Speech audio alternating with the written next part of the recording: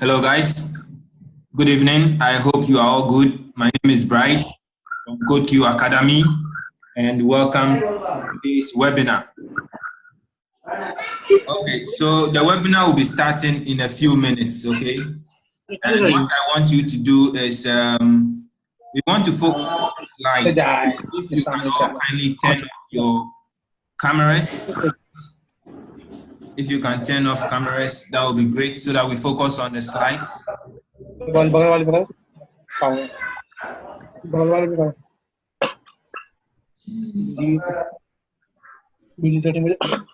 All right, so we start now in about 4 minutes, okay? Start the webinar in about 4 minutes. So if you can hear me, you can type hi so that I know you can hear me.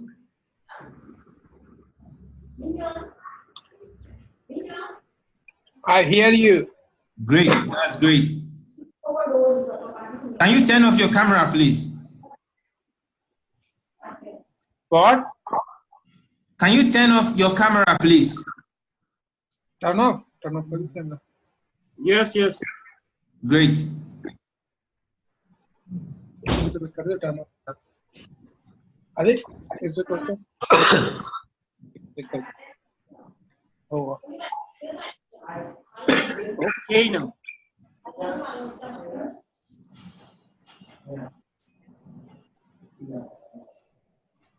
Chat with power.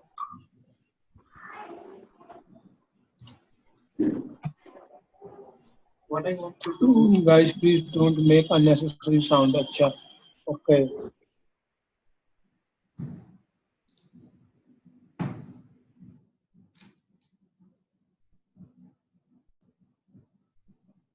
All right, so 3 minutes more for us to start. Let me quickly message the group. Those who haven't joined may want to join at this point.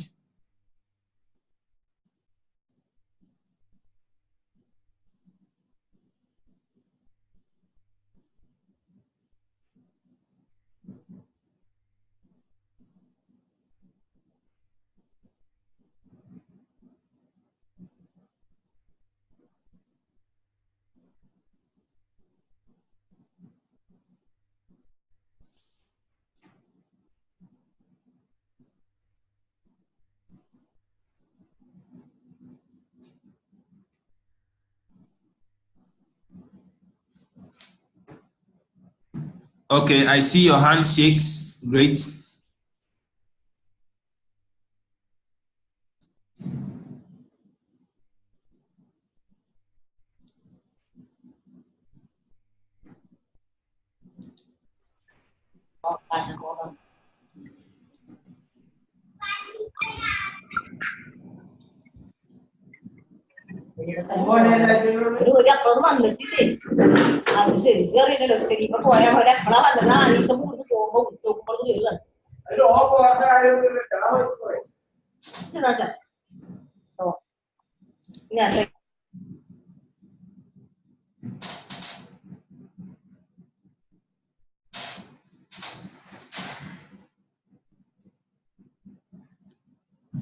You get lawyer number.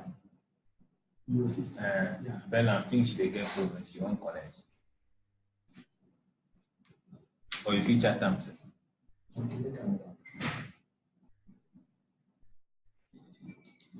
Okay,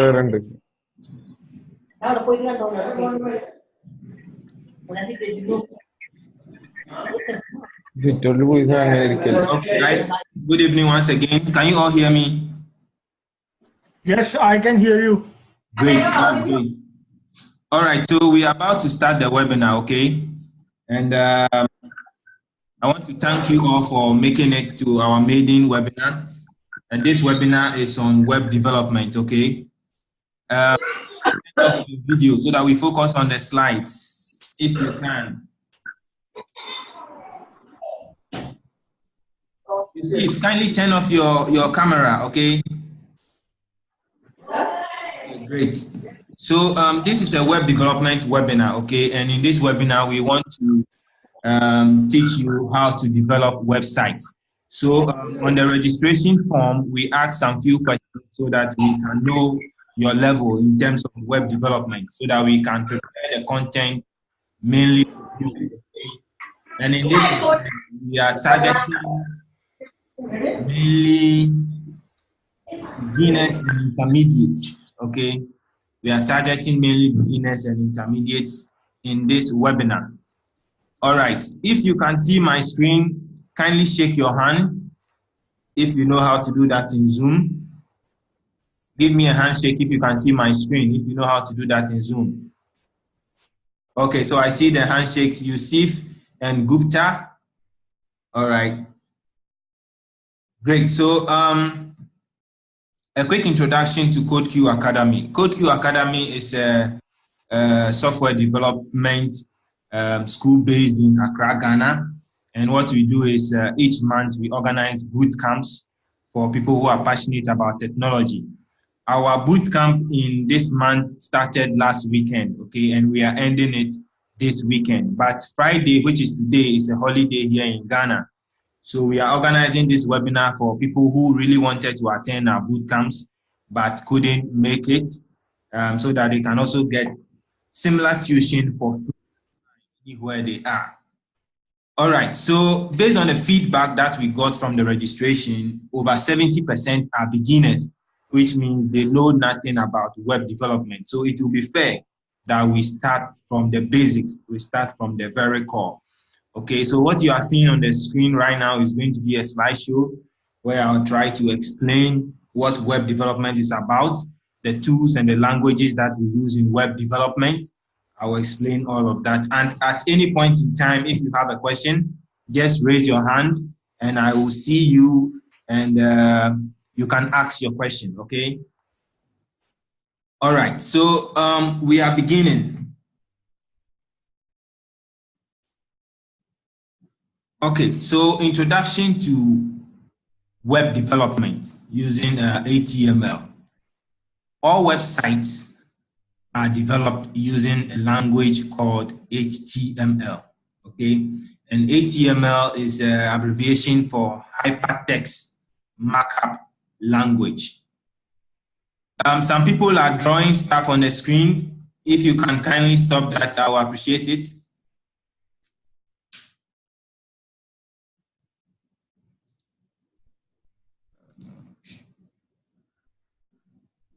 All right, great. So HTML is an abbreviation for Hypertext Markup Language, okay? And is the language used to develop websites. The core of every website is HTML. So because we are all beginners, we are going to get an introduction to that before we start the actual coding, okay? All right, so as I said, Hypertext Markup Language, the text in red, you can see on your screen, is used for web development. Okay, so with the HTML, you can add text, graphics, sounds, and videos to your web page. Okay, so we are going to get an introduction to that. But then HTML can be used for things beyond web development, okay? So we can use HTML and another language called JavaScript to develop what we call desktop applications. These applications are applications that run on our various desktop, our various PCs, okay? Great, so when you learn HTML, you can do more than just create websites. You can also develop desktop apps. And the framework we use in conjunction with HTML to develop desktop apps is the Electron framework, okay? The Electron framework. Now, it takes the hard part away, and then you use your web app, which you have developed using it. You wrap it with Electron, and you get an executable file that you can install on your machine. So beyond websites, we can use HTML for desktop applications as well, okay? Great, and we can even use HTML, JavaScript for, how do you call it, mobile apps. So when you know HTML in conjunction with JavaScript, you can develop mobile apps as well. And what platform do we use? We use the Ionic framework. So Ionic is another platform or framework that we can use to wrap our HTML files and get a mobile app. Okay, so we can also do that. So beyond websites, we can use HTML in conjunction with JavaScript to develop desktop applications using the Electron framework, and also we can use it to develop mobile apps using the Ionic framework. So if you are starting web development with HTML, I think this is the right start for you. So Electron.js is the framework for the web apps, and this is their website, electronjs.org. electronjs.org. I hope you can all hear me.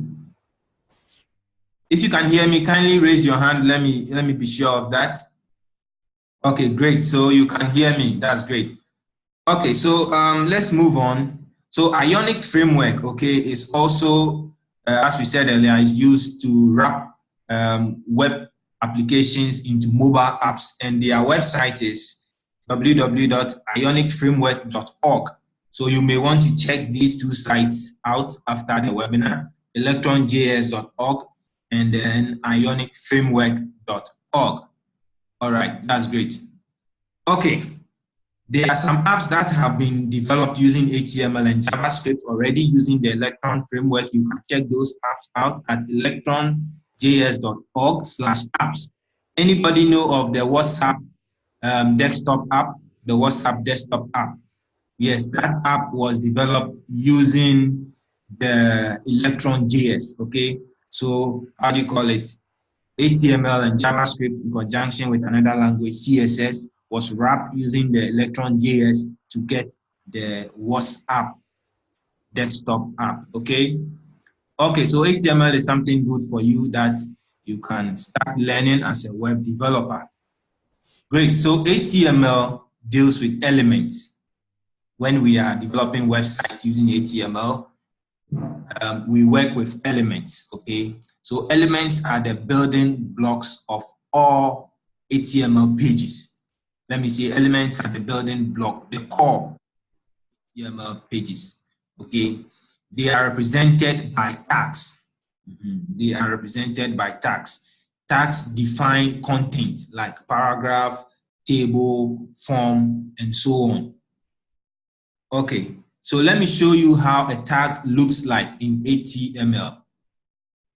So what I'm going to do is I'm going to go to my Explorer and create a new folder. So I'm going to create a new folder called webinar, okay? I'm going to create a new folder called webinar. And in that folder, I'm going to create a file called index.html.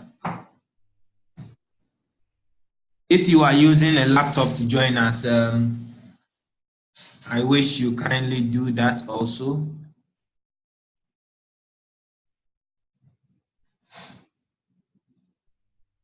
Can you see my screen? I'm trying to create a folder. Can you see my file explorer? Can you see my newly created file index.html? If you can see that, can you raise your hand? Okay. Some people can see. All right. So I'll open that file in my editor, in a text editor. Okay, so before we move on, I want to mention that in web development, we need some tools, okay? And one of those tools is a text editor. And one of those tools is a text editor. Guys, please, can you stop drawing on the screen?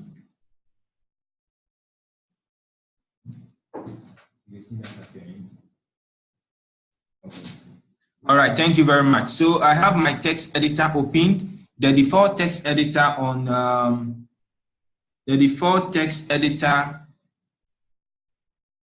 just a second. Some people can't see my screen.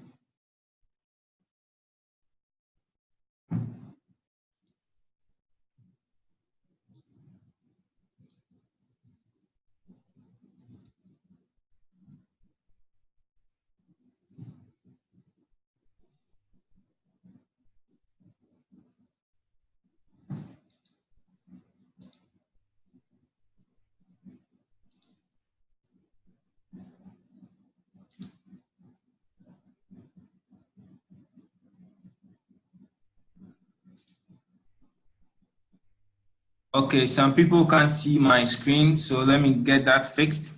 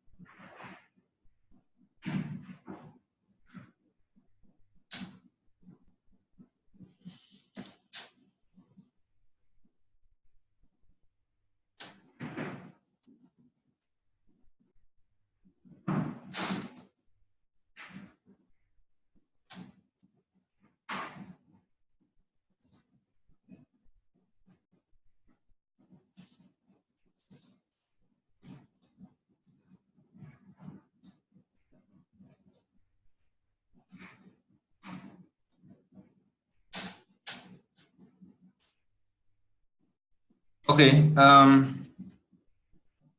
yes, I hope everybody can see my screen now. Yeah, so this is my text editor. As I was saying, to develop websites, we use certain tools. Basically, you need a text editor. The default text editor Windows machine is the Notepad, okay? So if you have Notepad, you can open it, but there is a more advanced editor called Notepad++. And if you also have that one, you can also open it. So what I'm going to do now is I'm going to go to my File Explorer, which is here, and I'm going to create a new folder for my new web page, okay? So I'm going to call this folder CodeCue. So in that folder, I'm going to create my web page, okay? So in the CodeCue folder, I'm going to create a file. And this file, I'll call it, maybe let me call it bright.html,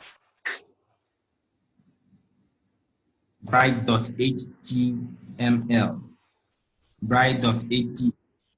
So later on, I'm going to explain to you why I named the file bright.html. The extension .html, why I added it to the file name, I'm going to display or explain that as well. But for now, I want to open that particular file in my text editor. So I'm doing that now. Great. So we are saying that HTML works with elements, okay? And then elements are written using tags, HTML tags. So we want to see how that is done. What is a tag in the first place? Tags are used to define content types. For example, paragraphs, links, and things like that. So in HTML, a tag will start with the angle bracket, the tag name, and then it will have a closing angle bracket like this. If you can see my screen very well. So you have an opening angle bracket, the name of the tag, and a closing angle bracket for, how do you call it?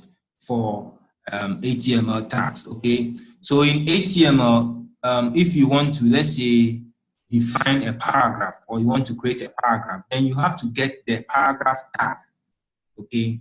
If you want to create a link, you have to get a link tag.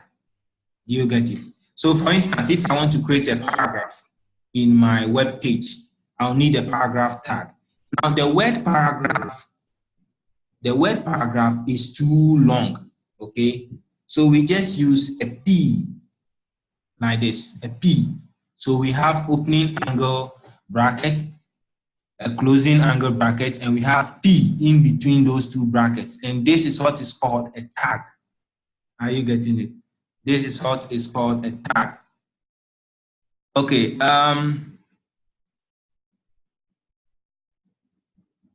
Aniket raised his hand. Aniket, do you have any question? If you have a question, kindly ask.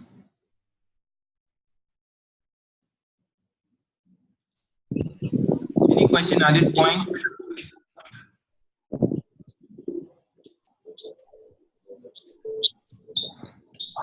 Few people are raising their hand. Any question at this point?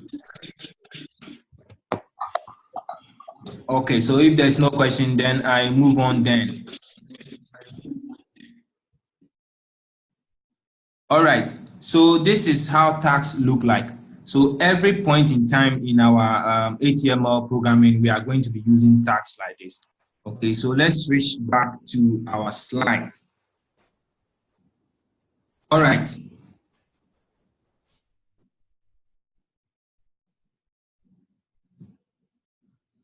Okay, so browsers do not display the HTML tags, okay, because these tags represent content types, and those content types are rendered.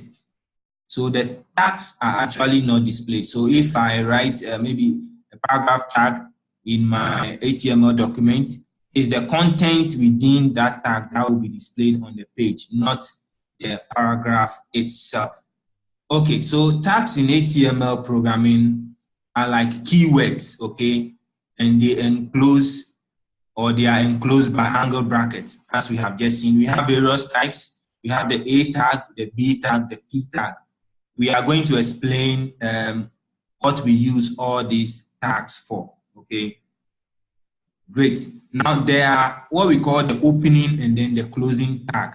Most tags have an opening and then a closing tag, okay? So let's see an example for that as well. So for example, we may have a body tag, something like this, a body tag, okay? This is an opening body tag. We are saying that most of the HTML tags have an opening and closing tag, which means whenever you open the tag, you have to close it as well. So this is a body tag. So this is how we write the opening body tag.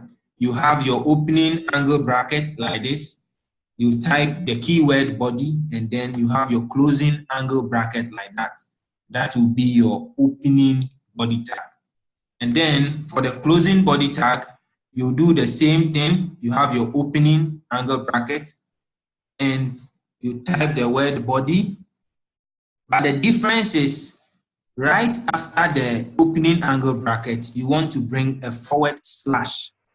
Okay, right after the opening angle bracket for the closing tag, which is on line 5, as you can see on screen. Right after the opening angle bracket, you bring a forward slash to close the body tag. So you see that as soon as I bring the forward slash, both tags are highlighted, isn't it? Yes, which means that this opening body tag matches this closing body tag. So anytime you do not close a tag, when you select that tag, nothing is highlighted. So if I select this, it's what is highlighted. But as soon as I close the body tag, both of them are highlighted in my text editor. Great. So at this point, what we want you to understand is in HTML programming, we use tags, and this is how tags are written. You have an opening angle bracket, the keyword, that is the tag name, and then you have a closing angle bracket. Most tags have an opening tag and a closing tag. So for example, the body tag, we have an opening body tag, and we have a closing body tag. For the closing body tag, it's the same keyword, the same angle brackets, but you bring a forward slash after the opening angle bracket, which you can see here on line 5. Great. So let's move on with the slides. So as we have agreed, there are opening and closing tags for most of the HTML tags, and we place content between the opening and closing tags. So let me show you how we do that also. So assuming I have a paragraph tag like this, okay, and I want to display, let's say, welcome to this webinar on my web page. Now, this is how I will do that. Between my opening and closing tag, I have my content, okay? Content I want to display on screen. Between my opening tag, which is this one, the one I have highlighted, and then my closing tag, which is this one, the one I have highlighted. I will put the content I want to display in between those two tags. I hope that is clear. Yes, so in HTML programming, we want to use tags, and this is how tags are written. Almost every tag has an opening and closing tag. There are some few tags that do not have closing tags. As we go forward, we'll get to learn about them as well. Now we place content between the opening and the closing tag, as we have seen on screen, okay? At this point, if anybody has a question, you can raise your hand and I would unmute your mic so that you can ask your question. If you have any question at this point, you can raise your hand. I will mute your mic so that you ask the question. All right, so we'll move on to another thing. Okay. All right, so there's something we also have to know. There's something we call nesting of tags, okay? So going forward, as we create our web page, as we write more code, we may have to nest tags in other tags in order to get content to display the way we want it, okay? Great, and how is that done? With nesting of tags, it means in a tag, we have another tag. So let me show you how that is done. So assuming I have my P tag, which is my paragraph, displaying the text, welcome to this webinar, okay? This is the tag I have, okay? With the text, welcome to this webinar. But then perhaps I want to color some few words in this particular element, okay? So I can just use another tag called a span to select the particular text I want to style, okay, in this tag. So you notice that in the P tag, we have another tag. That is what is called nesting, okay? So in the P tag, you have another tag. So whenever you have a tag within another tag, it is called nesting, okay? You are nesting tags in each other. And going forward, that is mostly what we'll be doing, creating pages and stuff like that. So we'll be nesting a lot of tags. So if you hear nesting somewhere, this is simply what it means. All right. So let's move on. Actually, if I want to color this text, I will have to apply some style to it. We will get there. So I just want you to understand that nesting refers to a tag in another tag. All right. So we come to the structure of web pages, okay? All web pages have a common structure. We talked about elements, we talked about tags. There are so many of them, but then there are certain tags that must be present in every web page. Without those tags, you can't have a website. And those tags are what we are seeing on screen right now. The HTML tag, the head tag, the title tag, the body tag. These 4 tags are very important. If you start any web application project, creating any web page, you start with these tags, okay? They are very, very important. So at least if you can't learn most of the tags, at least for now, the beginning, learn these 4. The HTML, the head, the title, and the body tag. You need these 4 tags to start any web project, okay? Great. So this is how the structure of a website looks like. So number 1, as you can see here, is the doc type declaration. It looks like a tag, okay, because it has an opening angle bracket and then a closing angle bracket. But in actual sense, it's not a tag. It is a declaration. The doc type declaration is telling our browser the kind of content we are serving it, okay? It's telling our browser that, okay, this web page is built using HTML. So it says doc type HTML. So this will be the first line of code you want to write if you are developing a web page using HTML. The first line of code you want to write is to declare your doc type. And this is how it is done. you open an angle bracket, the exclamation sign, and then you type the word doc type. So let's see how that is done in our file. So assuming I have this file and this is going to be my web page, the first line of code I want to write is to declare my doc type, okay? So you open your angle bracket like this, and you bring an exclamation sign like that, and then you type the keyword doc type, okay? Doc type. Now this is trying to tell the browser the type of document it is going to read or is going to render, okay? What type of document are we creating? Because we are creating a website, we are using HTML. So we are creating an HTML document, okay? So we are telling the browser that, okay, so this is a document of the type HTML. You get how we are declaring our doc type, and then we close the angle bracket this way. So we have exclamation sign, we have our opening angle bracket, and then an exclamation sign, the keyword doc type, and then HTML to tell the browser we are writing HTML. So that will be the first line of code you want to write as someone developing a web page, okay? Now, what is the next line of code you want to write? Now, based on what we see on screen, we will say the next line of code is to open your HTML tag. So as you can see here, number 2, we have to open our HTML tag. Now, all the content between this opening HTML tag and this closing HTML tag is going to be our website, okay? So content between this tag, this closing HTML tag, and this opening HTML tag is going to be our web page. So let's see how that is done.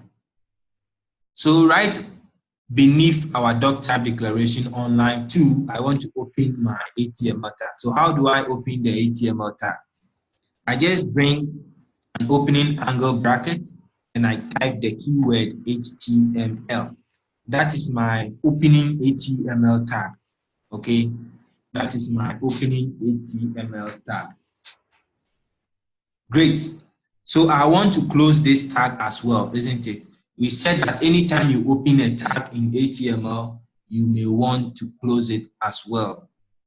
All right, so to close the tag, I will just come down, say 2 lines, and I have another tag, HTML, but this time around, right after the opening angle bracket, I'll bring a forward slash, okay? As soon as I do that, the opening HTML tag on line 2 is highlighted. It's highlighted with the closing HTML tag on line 4, meaning the tag on line 2 ends at line 4. This is opening and this is closing. I hope you get that point. Great. If you can hear me and if you understand what we are doing so far, I want you to kindly raise your hand if you can hear me and you understand what we are doing so far. Okay. Anybody else? Okay, that's great. So we are going to continue from here. So the second line of code you want to write as someone developing a website using HTML, after your doc type declaration, you want to what? Declare, or you want to write your HTML tag, which we have seen. And right after that, you want to close the tag. Okay, so let's move back to the slide. All right, so now after the HTML, which is here, we can see another tag, which is the head tag, okay? And on the previous slide, we realized that it's part of the 4 main tags that has to be present in any web page, okay? We have our HTML. Now let's go on to create our head tag. So I'm switching back to the editor. Great, so we have our HTML. So inside the HTML tag, okay, inside the HTML tag, I want to create my head tag. So how do I do that? So I open my angle bracket, I open my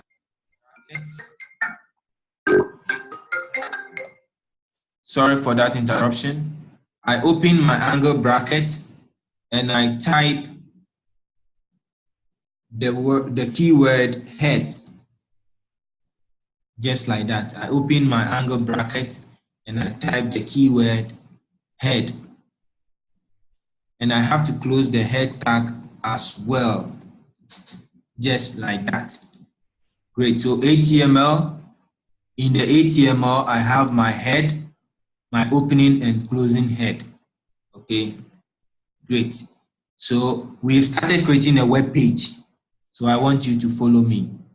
All right, let's go back to the slide. Now, after the head tag, we need another tag. What tag is that? So you see, this is the opening head tag. This is the opening head tag. And this is the closing head tag, okay? And between these two tags, the opening and the closing head tag, we have some tags. One of them is the title tag, okay? One of them is the title tag. So let's go ahead and create our title tag in our web project. So follow me. So in the HTML tag, we have the head tag, okay? And in the head tag, we are going to have our title tag. How do we write the title tag? Every tag starts with an opening angle bracket and a keyword. Now we have the opening angle bracket. The keyword is title because we want to create a title tag, okay? So the keyword is title.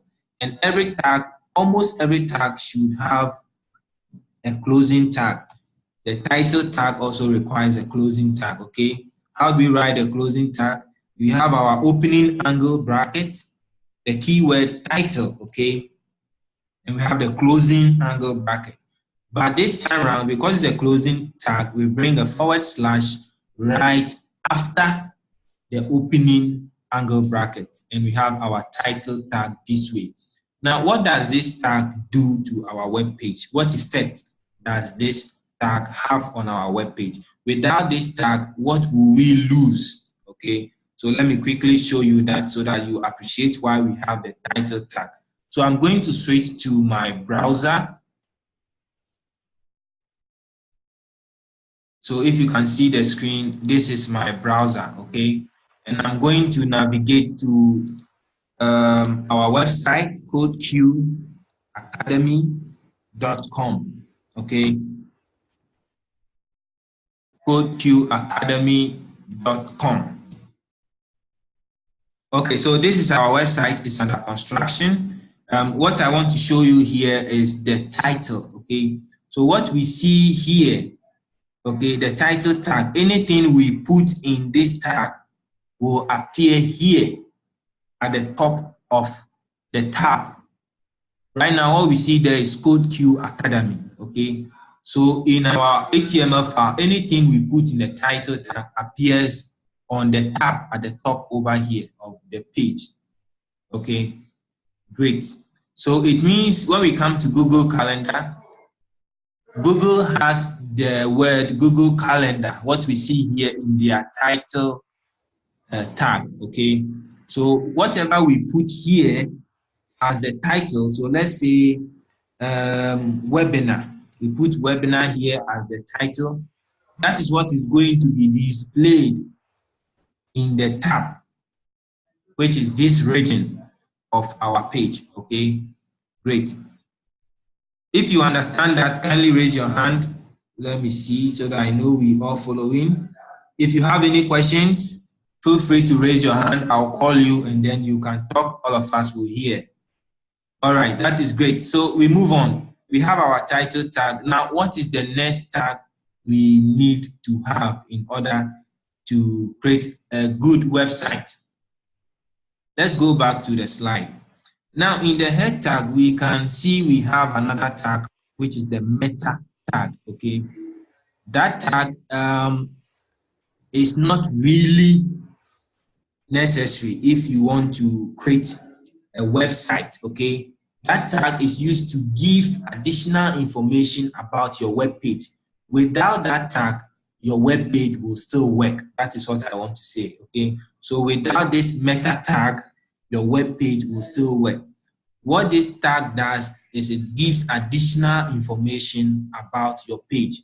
We will come back to that tag later on. But for now, in our head tag, all we need to do is to have our title, okay? To have our title, which we can see on screen. All right. So now that we have our title, we can come out of the head tag, okay?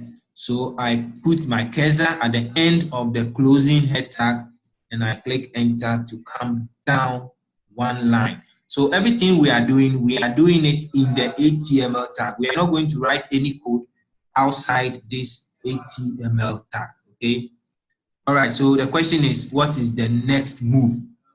So the next move is that we introduce our body tag, which is this tag. We are now going to introduce our body tag. And as the name suggests, okay, as the name suggests, that is where our content is going to be, content that we want to display to our viewers. That is where we are going to put it. That will be the body of our web page. It's just like writing a letter, okay? You have the address section and you have the body of the letter. So in this case, the address section will be our head tag, okay, where we define the title of the web page, and maybe we include third-party libraries and files that we want to use. And then in the body tag, that is where we actually write or lay out the website the way we want to do it. All right, so we have to create our body tag. By now, I know you all know how to create a tag. Follow me and let's do that. So we are creating the body tag outside the head tag. We are not going to do that in the head tag, no. We are going to come out of the head tag and create our body tag just like this, okay? We come out of the head tag and create our body tag. And the body tag needs a closing tag as well, okay? So we are going to close the body just like this. So when I highlight the tag, it highlights the opening and the closing. So in the body tag, that is where everything happens, okay? That is where everything happens. So to make it very simple for you, all you need to know, the core structure of a website you need to know in order to start a web project is that you need the HTML tag, the head tag, the title tag, and the body tag to start your website or your web page, okay? You need these 4 tags, the HTML tag, the head tag, the title tag, and the body tag. All the coding is going to be done within the HTML tag, okay? So we are not going to write any code outside this tag. The title tag displays the title of the page on top of the tab in our browser. And in the body tag, that is where we write every code we want or every content we want our viewers to watch, our viewers to see, okay? All right. So we are going to put some content in here. This is my first website, and we are going to save and open in our browser so that we see how this actually works. So I'm opening this in Chrome, and this is what I see. This is my first website, okay? Opening in Chrome, this is what I see. This is my first website. So let me change the content and let's come and refresh and see what we get. So I'm going to change the content and say, welcome to the webinar, okay? Welcome to the webinar, and I'm going to save, and I'm going to reload the page, and we get welcome to the webinar, okay? So we have started a web page. We have started creating a web page using HTML.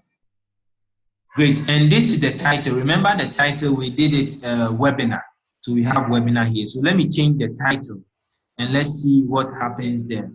So what title should we use? Okay, so let's use India for our India brothers. So let's use India, okay?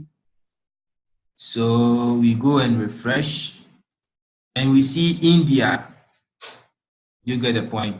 We see India. So this is our title. This is the effect it has on our page.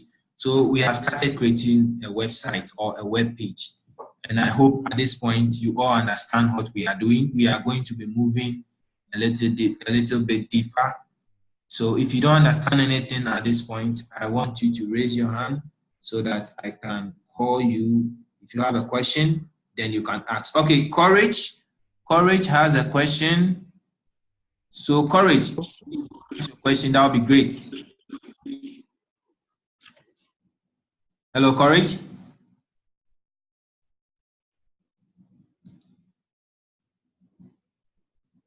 Can you hear me, Courage? Okay, Courage can't hear me. No, I don't have a question. I don't have a question. Okay, I see your hand is raised. That is why. So I'll lower that for you. Okay, great. So we move on. Anybody else with a question? If you have a question, kindly raise your hand. We can call you. Okay, I see someone hands raised, but I don't get the name. So I will unmute you so that you can talk.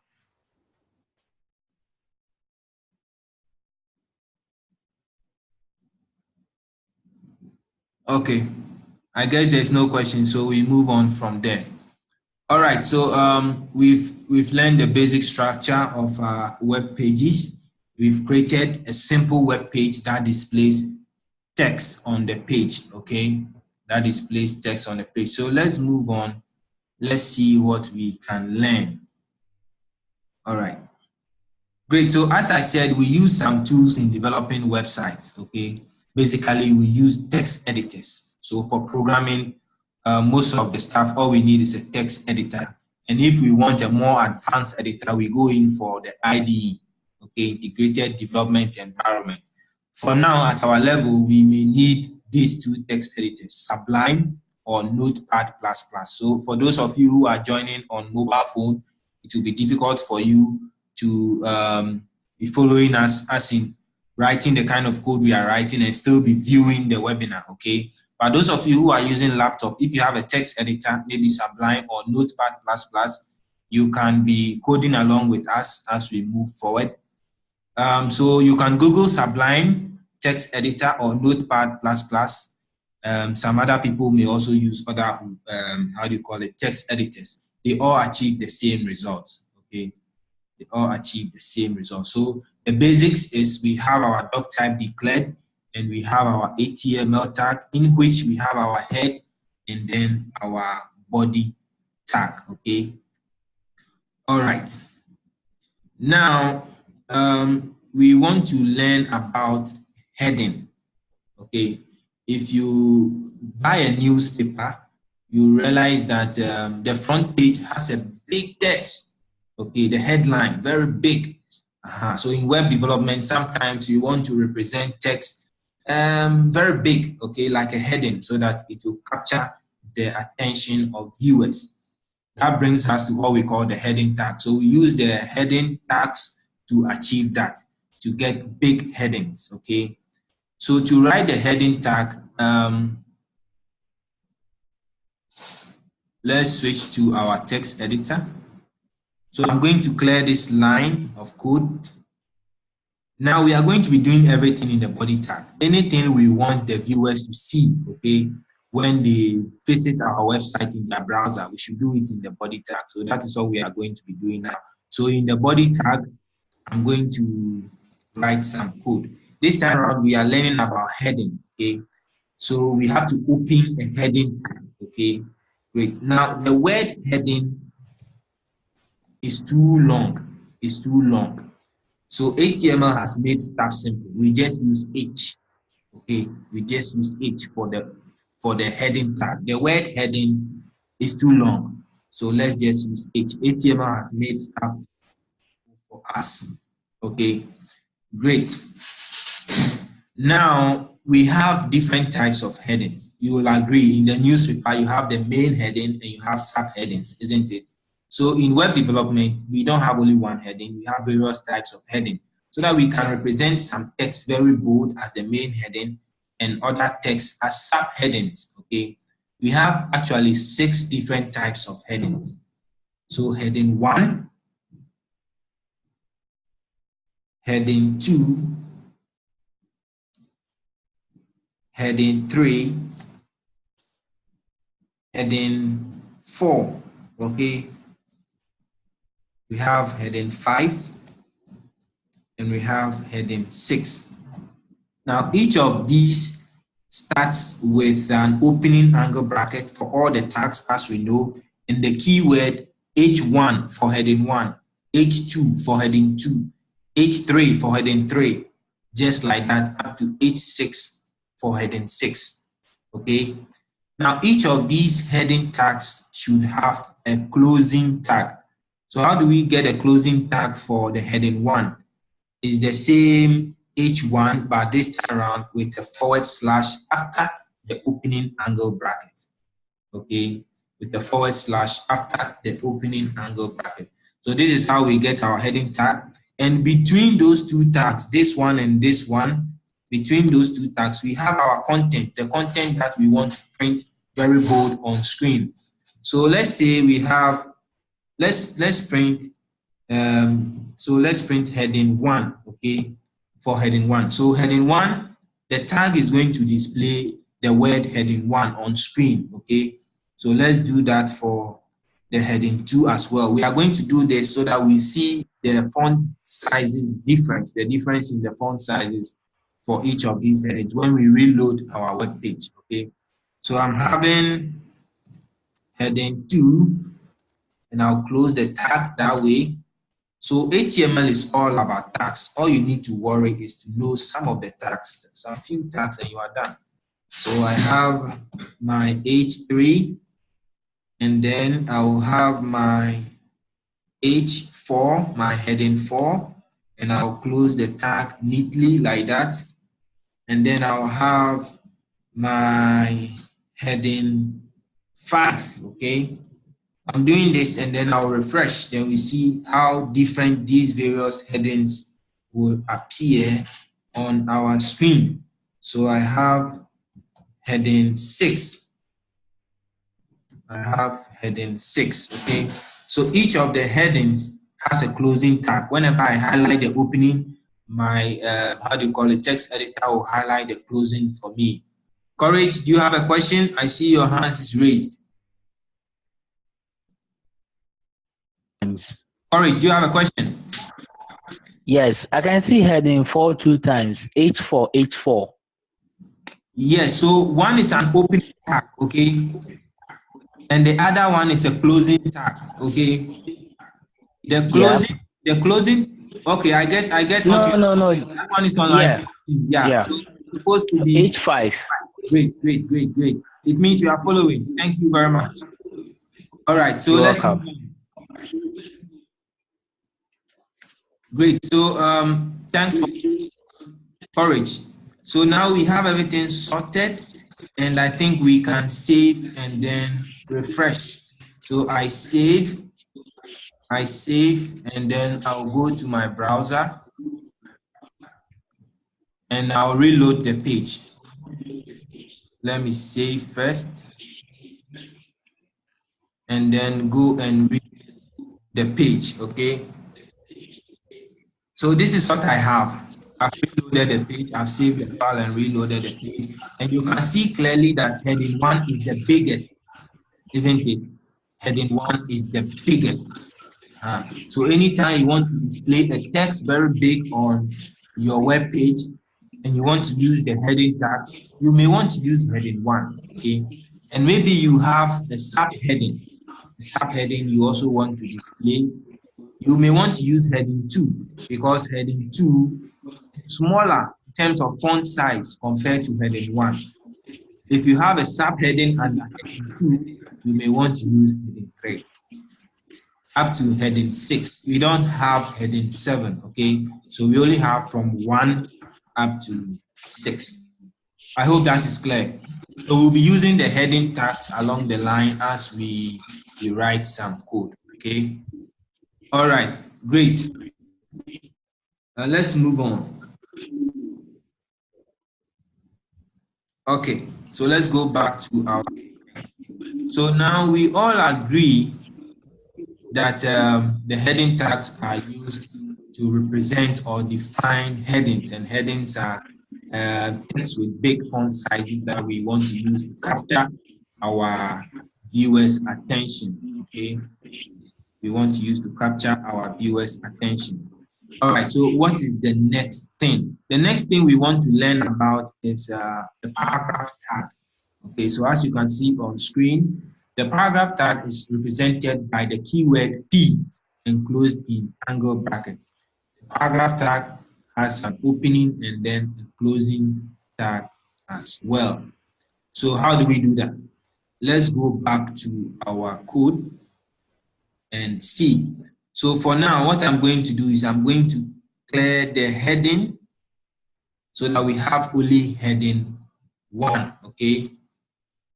Now, the paragraph tag is used to define a paragraph, okay? So if, let's say you buy a newspaper and you are reading an article in the newspaper, you see that the article has been arranged in paragraphs, okay? So maybe you have the introduction, which is a paragraph. You have the main body, which talks about the article. Even that section is divided into paragraphs most of the times. And then you have maybe the conclusion of the article, okay? So we use paragraphs we use the P tag to define paragraphs on our web page. So I'm going to do that quickly by opening 2 angle brackets and the P tag or the P keyword between those angle brackets, and I'll have my paragraph. So let's say this webinar is very good and helps you learn HTML. So let's say this is a paragraph, okay? Now that I have my P tag opened like this and my content clearly written here, I want to close my P tag, okay? I want to close it like this. So with this, I have my paragraph. So if you want to write a paragraph, create an opening P tag and create a closing P tag, okay? And between those 2 tags, you have what you call your content that you want people to see on screen. So I'm going to save, and then we refresh our page and see how it appears. So this is all we have currently. I've deleted some elements. I'm going to refresh so that we see the update. Okay. So if you can see the update, you see the text. This webinar, I think I made a mistake here. So this webinar is, I didn't bring the S. So I'm going to refresh again. You can see the text. This webinar is very good and helps you learn HTML. This is a paragraph, okay? Paragraph we have just created using the P tag. So in a web project, you can have more paragraphs, okay? You can have more paragraphs. For now, what we want to learn about is how to write paragraphs. And how do we do that? You have your opening P tag, okay? You have the content that you want your viewers to see, and then you close your P tag that way. And this is all done within the body tag. Everything in the body tag can be viewed on screen. I hope that is clear. All right, I want you guys to follow so that when we get a little bit deeper, you don't get lost. So at any point in time, if you have questions, kindly raise your hand and I'll see you so that you can ask your question. All right, so let's move on to the next slide. Let's see what is in store for us.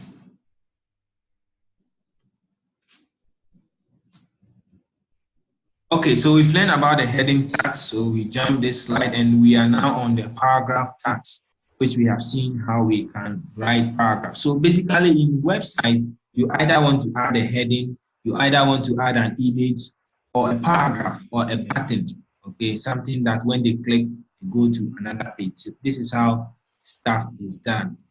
All right. Now, what we want to do now, before we even come to the next slide, is to learn how to add images, okay? Images to web pages. Let's learn how to add images to web pages. So let me switch to my editor. Now, to add an image to your web page, what do you think is the tag that we use? Image tag, right? And this is how we spell it, image. Is that correct? No, we don't use this tag. We just use a short form MIG, okay? We just use a short form MIG for the image, IMG for the image tag, okay? IMG, we use a short form IMG for the image tag, okay? So this is my image tag. Now, I can't just write this in my project and expect my browser to fetch the image that I want to display. Assuming I have an image, let's say on Google Images, okay, and I want that image to display. I can't just write image tag and expect the browser to pull the image for me. The browser does not know the image I want to display. You agree with that, right? So what do? I have to tell the browser the source of the image, where it should pick the image from. So to do that, in my image tag, I will add what we call an attribute. Okay, I'll add what we call an attribute, and that attribute is a keyword. Okay, keyword SRC. Okay, so whenever I write the image tag and I bring the keyword SRC, the browser will know the location of the image to fetch and display to my users. Okay, great. So now SRC will be equal to something. Okay, so this is how we write a tag. You have your image keyword, and then you have your SRC attribute, and you assign it to a value. So SRC is equal to some value. Now this value is going to be the link of the image, where the image is actually what? Located. Okay, where the image is actually located. So let's get an image online, and let's see if we can use it. So I'm going to get an image from Google Images, or let me just go to google.com and type happy students, so I can get happy student images. Okay, so I'll just click on images, and we want to use one of them, so let's use this one. Okay,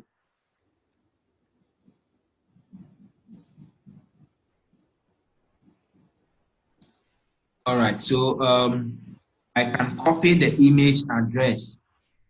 Okay, I can copy the image address, and the address stands for where the browser should pick the image from. Okay, I can copy the image address, and with that copied, I can come to my code. Some are drawing on the screen. If you could stop that, it is very appreciated. Thank you. So we have our image, and we are telling the browser that this is the source of the image. So we paste the link here. Okay, we paste the link of the image we copied from Google. Okay, we paste the link here. That is if your image is online. You get the image link and you paste it here.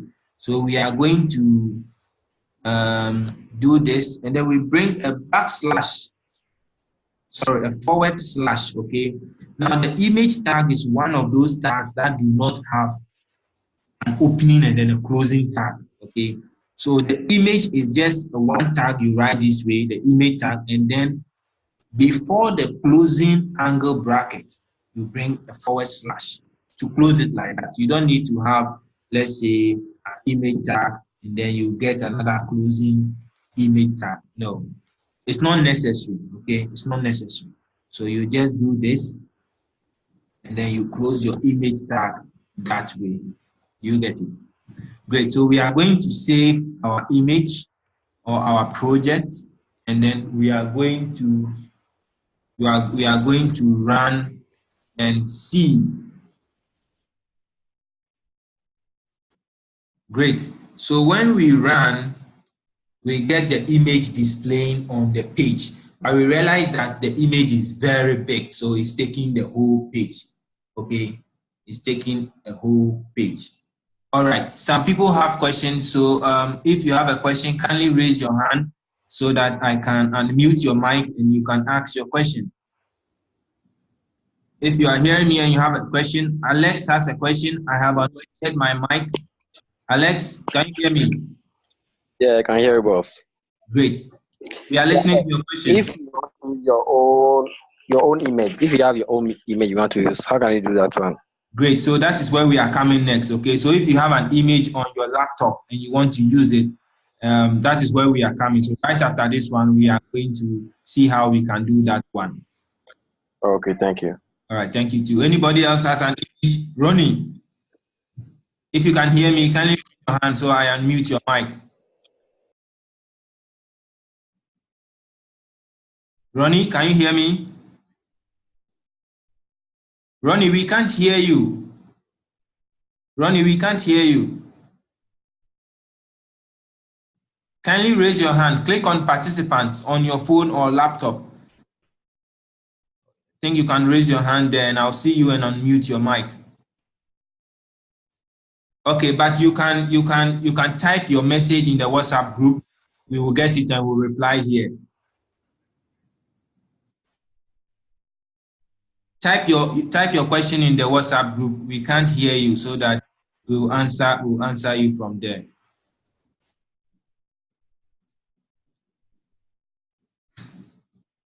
Okay, so as we wait for Ronnie's question, we will move ahead.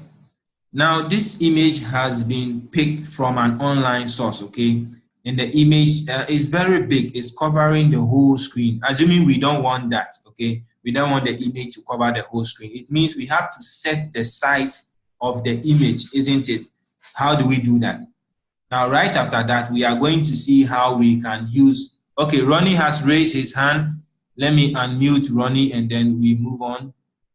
Okay, Ronnie, hear me? Hello, I can hear you. Okay, Ronnie.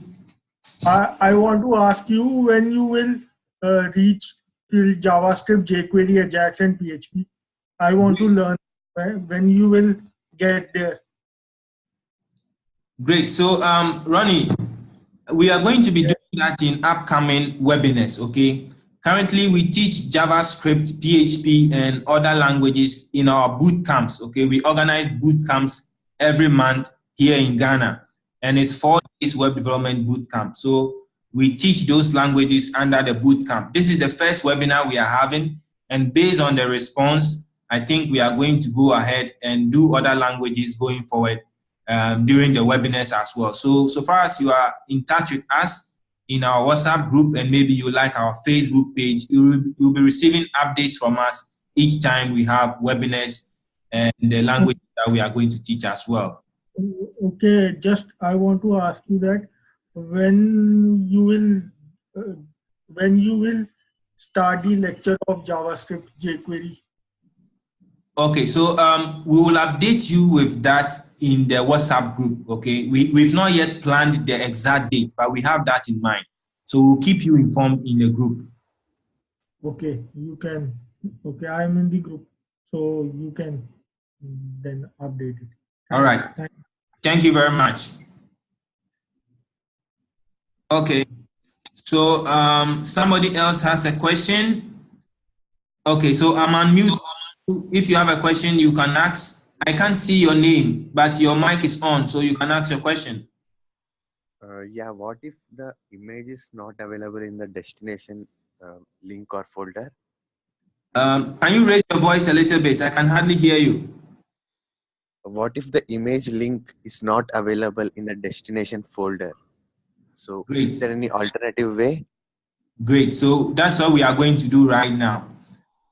So kindly follow me as I do that. So assuming your image is not in the folder you are working in, okay, and your image is also not online, we are going to learn how we are going to fix that. So all of you kindly follow me as I do this. Great. So now the image we have was online, okay, and this is what we get. But now assuming we have an image on our machine. And remember, we are working in a folder called CodeCue, okay? I'm working in a folder called CodeCue, this folder. We have an image on our machine. That image is also not in this folder, okay? How do we get the image to display on our web page? How do we get our browser to pull that image and display it for our viewers? So that is what we are going to do right now. So I have an image. Let me go to pictures. So all these are pictures on my machine, okay? So assuming I want to use this picture, okay? How do I get the browser to fetch this picture for my viewers? Now, anytime I'm working with HTML, I have to organize my resources. Resources as in files, images, videos, audios. I have to organize all those resources in a folder that can be accessed by my web page. So let me repeat that. You have a lot of images on your machine. You want to use that in your web project, okay? Anytime you are creating a project, a web page project, you want to organize your files, your audio, your video, your images. You want to organize these things in a folder that can be accessed by, how do you call it, your web page. Now you realize that the project that we are creating it in a folder called CodeCue, isn't it? So if you also have a folder in which you are working, you want to bring all your images that you want to use in that folder. I hope you are getting the point. So the image is on your machine, but it is not in the folder in which you are working. Okay? So in order to get your browser to fetch that image for you, bring the image into your working folder. So for me, my working folder is the CodeCue folder, which is this one. Okay.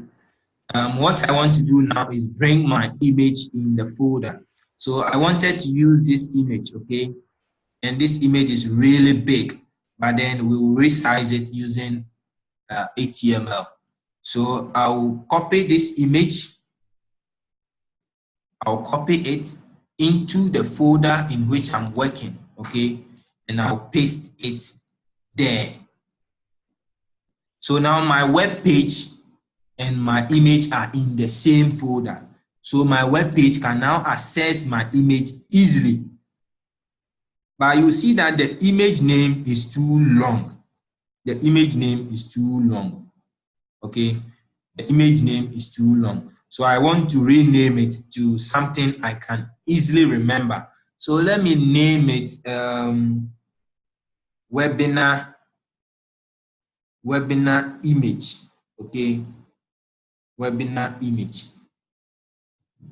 So I name my image webinar image. Now that I have the image and the web page in the same folder, I can easily display it to my users. So that's what I'm going to do now. I'm going to go to the text editor and remove the online image from the image tag, like you can see on screen, okay? So I've removed the online image, and now I'm going to include the local image on my machine that I've copied into my folder, my working folder. I'm going to include it here, okay? How do I do that? Because the image is in the same folder as my web page, I just type the image name as the source. So as the source, I will just type the image name. And this time around, the image name is what? Webinar. The image name is what? Webinar image, okay? .jpg. So I'll type webinar image .jpg. Now the .jpg is the image extension. Every file has an extension, okay? So you realize that Microsoft Word, if you create a Microsoft Word and you save the file, it comes with an extension .doc. or .docx. If it's a PDF, it will come with the extension .pdf. Okay. If it's a music file, it has the extension .mp3. If it's a video, .mp4. Images have extensions as well. And the popular extensions are JPG, PNG, okay, and JPEG. These are some of the popular image extensions. So if you are including your image, you have to find out the extension. And how do you do that? Now, when you click on the image, okay,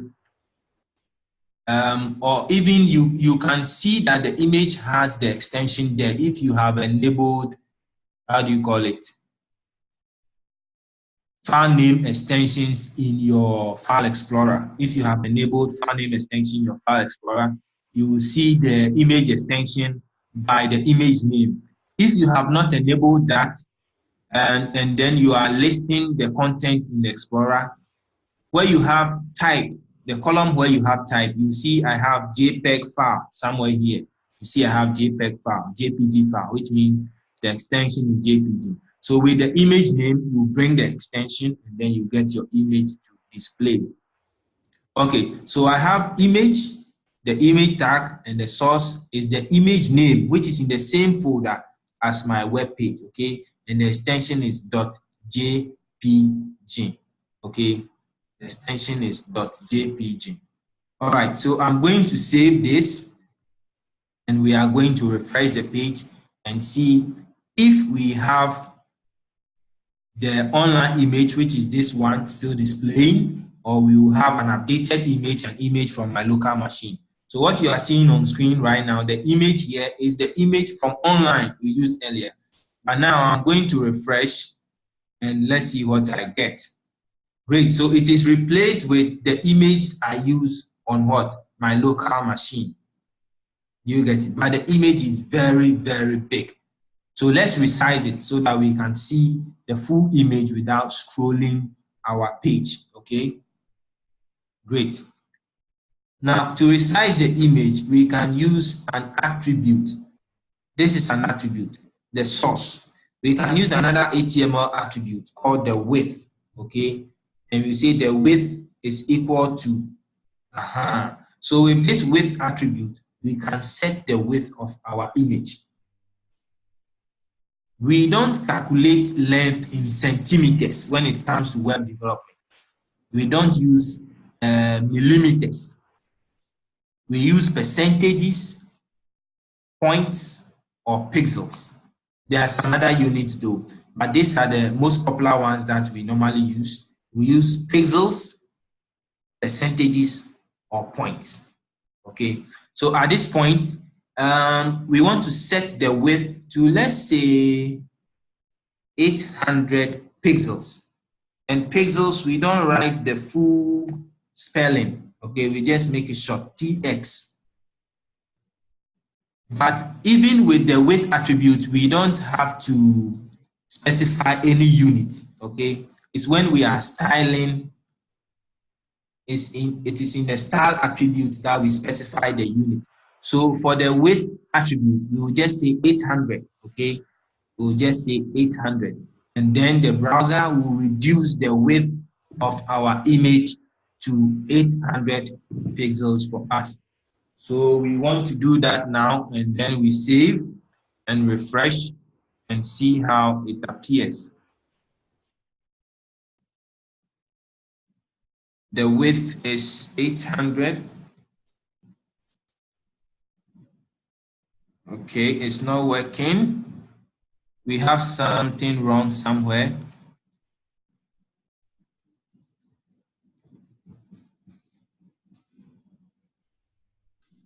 Okay, so what I want to do is to use the style attribute. My width attribute is not working. So with the style attribute, I'll say the width is equal to 800 pixels, okay? And check the difference between how I write it. So width, I bring a colon, and 800 pixels. I'm going to save that and refresh.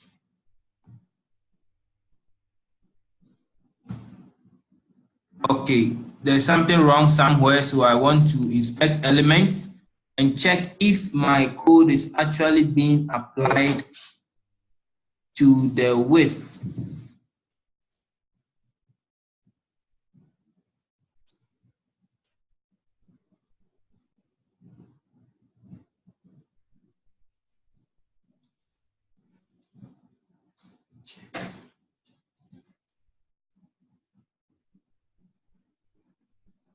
Okay, we have a style of width 800 pixels. Let me make this important.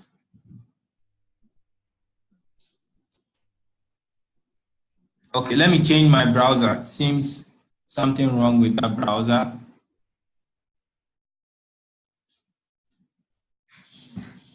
Great, so there was something wrong with the browser. So the browser was not fetching the changes I had made in the editor, okay? Great, so let me repeat what I just did. So earlier on, we have an image, okay? Earlier on, we have this image. Earlier on, we have this image, which we picked from our local machine, and the image is resting in the same folder we are working in. But then the image was too big, okay? The image was too big. So we used the style attribute to resize the image. Okay, somebody says he wants to ask a question. So kindly raise your hand so that I can see you and unmute you. If you have a question.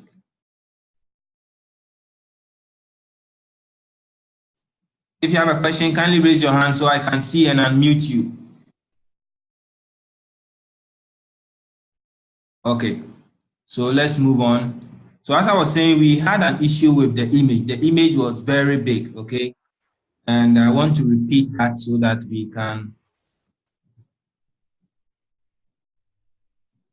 Since this browser is also messing up, let me use another browser.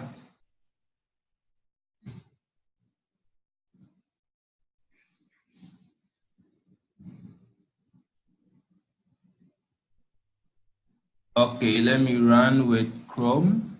Great. So this is what we had, okay?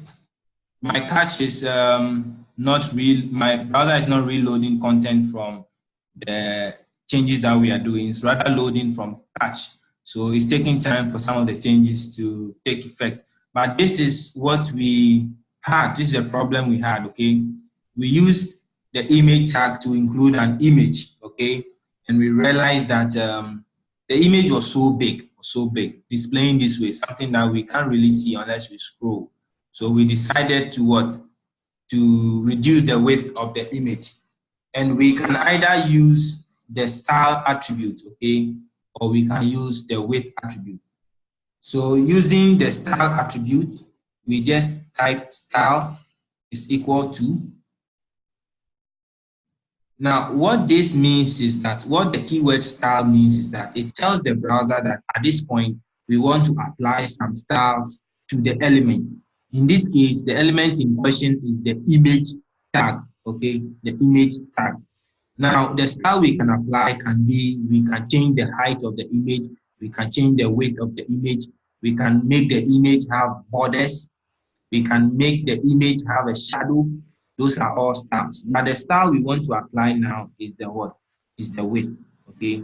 And the width, we want it to be, let's say, let's do it 900 pixels, okay? The pixels is the unit we are using to what? To measure the length or the width of the image. You get the point? Okay, so I'm going to save and I'm going to run.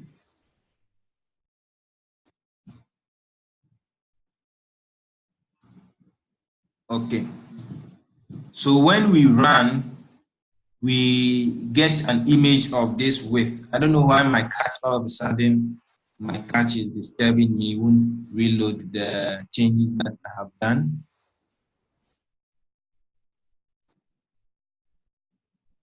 All right, so we get something like this, okay? So the image is reduced in width. This is how we add image to a web page. You get the point? Okay, anybody has a question? If you have a question, kindly raise your hand so that we can see and unmute your mic. Without any question, then we move forward. But at this point, are you understanding what we are doing? If you're understanding what we are doing, kindly raise your hand. Okay, anybody else? Anybody else understand what we are doing? All right, so let's move on, okay? Okay, so at this point, what we want to do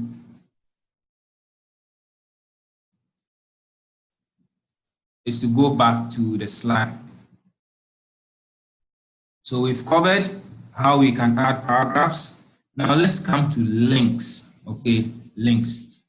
By links, what we mean is maybe a text on your web page that you can click on and go to another page.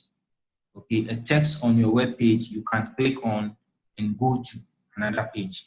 So what do we want to do? Let's show you an example of a link. Okay, so we are going to visit a website right now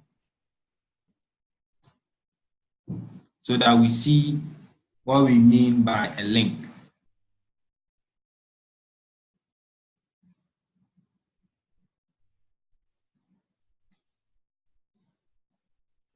Okay, so this is the website of CGIA.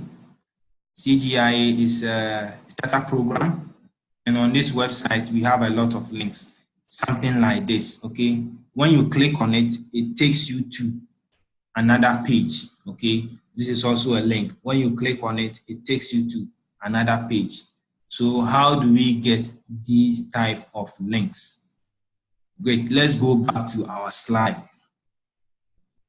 Now the link is generated, okay, or is created using the A tag. So as you can see, the A tag is highlighted in red. The link is what is created using the A tag. All right, so with this tag, you open your angle bracket, the keyword A, and then you close your angle bracket. Let's see how that is done. So we have our link.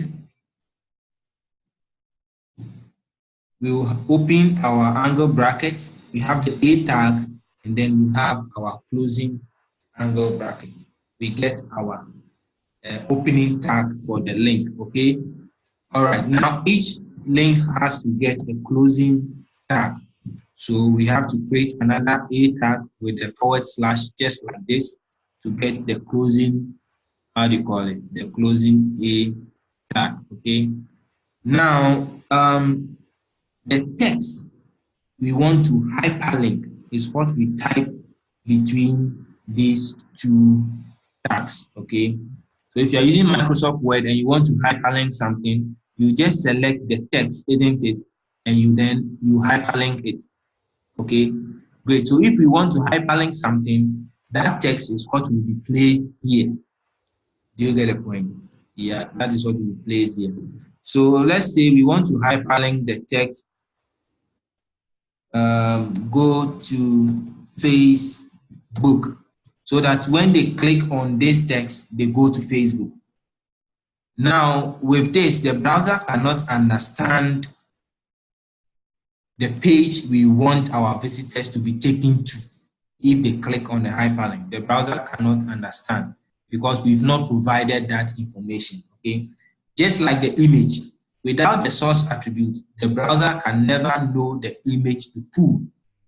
Do you get the point? Yes. Now, without the href attribute, okay, without the href attribute, your browser can never understand where your users should be taken to when they click on go to Facebook, which is a link. I hope you are getting the point. So every image tag comes with an src attribute. Every link tag or A tag, so let me say every A tag comes with an href attribute. And the href represents the hyperlink reference. hyperlink reference is too long. Okay, we can't type hyperlink, it's too long. So let's just say href. HTML makes it simple for us. Okay, so with the href, then we can provide the link where we want them to be taken to. We want them to be taken to Facebook, isn't it? So we'll have https facebook.com. I hope you are following. Yeah, so anytime they click on this text on the screen, go to Facebook, the browser will then take them to this reference point, which is Facebook's website. Okay, great. So let's save and refresh and see how it's going to look like. So let's run in Chrome. Great, my image is still there, very big. Chrome is not applying the changes, but I have my link, go to Facebook. You get the point. I have my link, go to Facebook. I hope you understand how we create links or hyperlinks on web page. Anybody has a question at this point? Are you guys following? If you are following, raise your hand. If you are following, raise your hand so that we can see you. Okay, great. Anybody has a question at this point? If you have a question, kindly ask so that we can help you before we move on. If you have a question, kindly ask before we move on. Okay, somebody using Infinix Hot 5. Do you have a question? Infinix Hot 5. Bismarck, you have a question? Your mic is on. You can ask now. Bismarck. Oh, okay. Can you hear me? Yeah, I can hear you. Yeah, I can hear you. Hello. Yeah, do you have a question? I wanted to ask about. Yeah, I wanted to ask. See, when creating your codes on your folder, Yeah. Hello. Yeah, I can hear you. Yeah, your codes on when you create a folder, then you on the folder. Then maybe you want to add a picture, but the picture, is it possible to just upload the picture to the folder, or you can create another folder so that you put the pictures on it? Is it possible like that? Because I've seen most of the people full work that like they don't place everything on the same folder, but what they do is that they create subfolder. Can you hear me? Yeah, I can hear you. Yeah, they create subfolders so that they place their work, like when this JavaScript, when this CSS, they don't combine everything together. Yeah, I get you. Yeah, so I want to know like why is it like that? Because okay. I remember last week you asked us that we should combine everything in one folder. Yeah. Yeah, great. so I want to explain that. Let me explain that, okay? Okay. Okay, so I'm going into my working directory. So if you are watching the screen, you can see my directory, okay? This is the CodeCue folder in which I'm working, okay? If you remember, I said that during web development project, we want to organize our resources. We want to organize our resources in a way that we can easily access them, okay? That is why we create folders when we are developing websites. So, CodeCue folder, okay, in this CodeCue folder, if I have a lot of images that I'll be using, I can create a folder, okay? I can create another folder called, let's say, images, okay? And I'll have all my images in that folder. Are you getting the point? So I can just put this image in the images folder.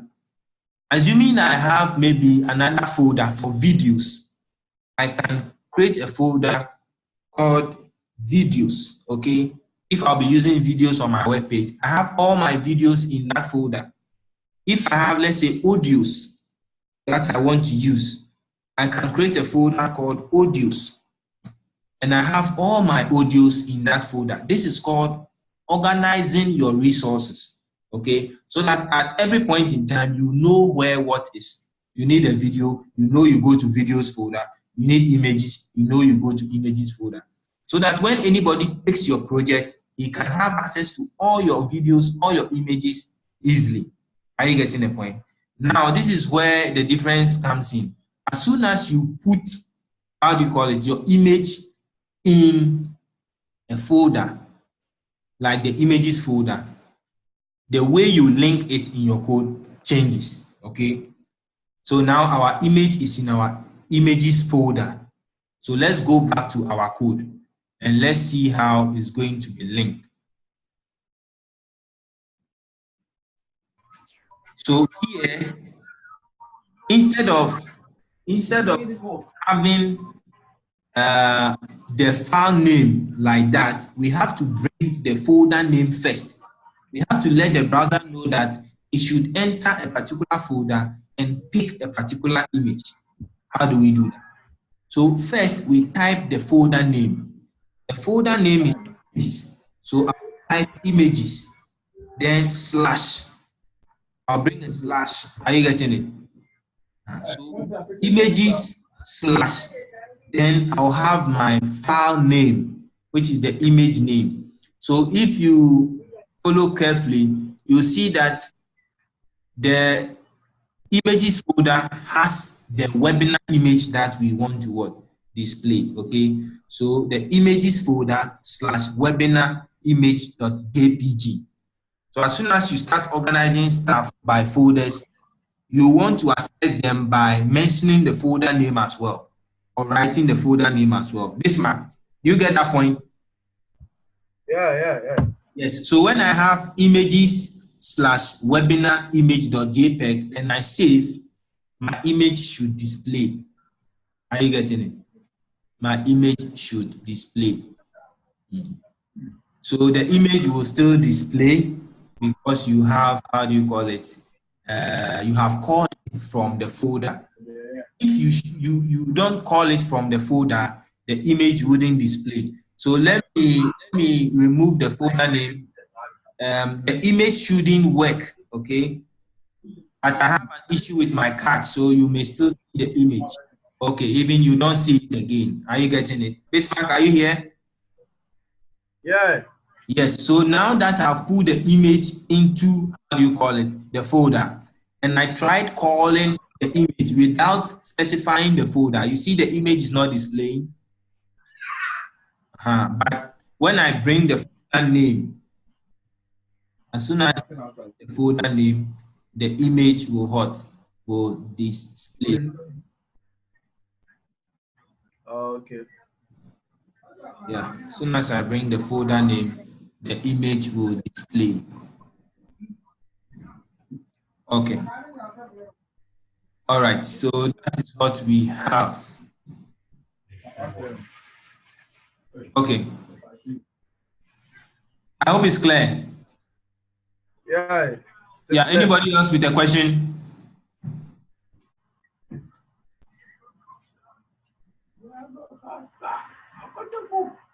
Alex, do you have a question? Okay, Alex, you are on.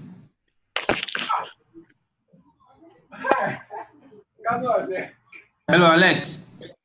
Yeah. Oh no, I don't have any question. I don't have question. Okay, I see your hands raised. That is why. Let me do it. Okay, all right. Okay. Thank you very much. So let's move on to something more interesting, okay? So what I want to do is I want to remove the image for now. We'll come back to that. How can we remove the image from our web page without actually deleting the code, okay? How can we get this image to stop displaying to our viewers without actually deleting the code? We can delete it this way and we are done. But if maybe we want to reuse this code and we don't want to delete it, how do we get it to stop displaying? That brings us to what we call commenting, okay? So in HTML, you can comment. You can get certain portions of the code to stop working in the browser, but still be in your file. So you do that by opening an angle bracket, exclamation sign, and 2 dashes. You see that the color changes to green. It means anything in the green is going to be commented. It's not going to be displayed on page. It's only the image that we want to remove from the page, right? So it's only the image tag that we are going to comment out. So you have 2 dashes in that. So our comment starts from here. To comment a code, you bring an angle bracket, exclamation sign, and 2 dashes. This is the opening comment tag. Let me call it that way so that you understand. Opening comment tag. And then for the closing comment, you have 2 dashes and a closing angle bracket, just like this. Now, all this stuff in green should not display on the page. Okay, so let me run that and see how it's going to work. Great, so we see that the image, even though it's in our code, because it has been commented, it's no longer displaying on page. I hope you get the point. So that is for commenting. Now let's move on to something more interesting. Okay. Now, hold on, let me fetch something from here and then we take it from there.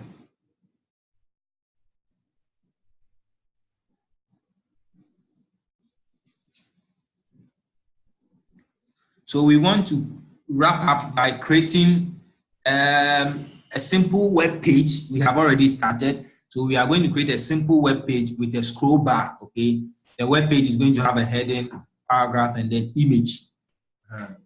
The web page is going to have a heading, a paragraph, and then an image. Okay, so let me just quickly show you in Photoshop the layout we are going to be working towards. So I have my Photoshop open. I'll create a new document quickly to show you the layout we are going to be using. So,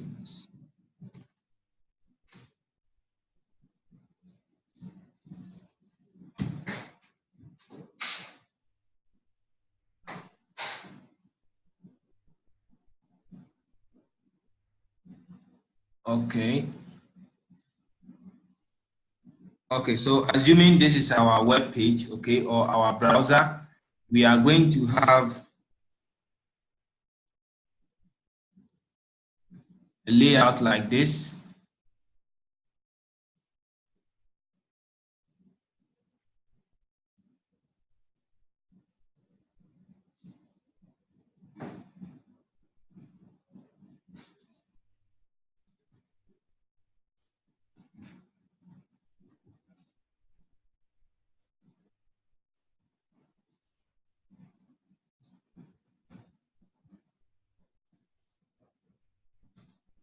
Okay, so assuming this is our browser, okay, we are going to have a layout like this, and the hash region you see here will be the background of our web page, and the white region you see here will be the body of our web page where everything is going to be.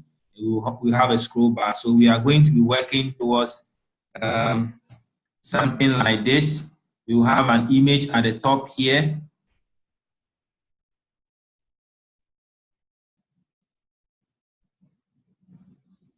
We'll have an image at the top there.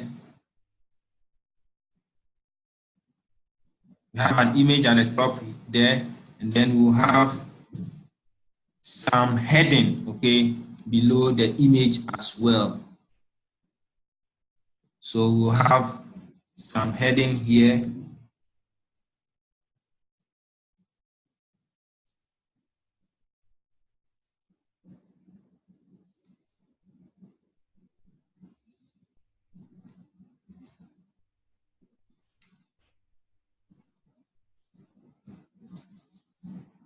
Okay.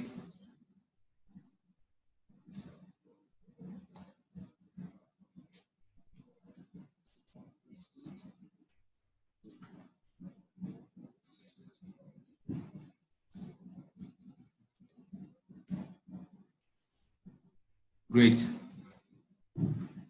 So we'll have some heading, okay? We have image, heading, and then we will get some paragraphs. We will get some paragraphs.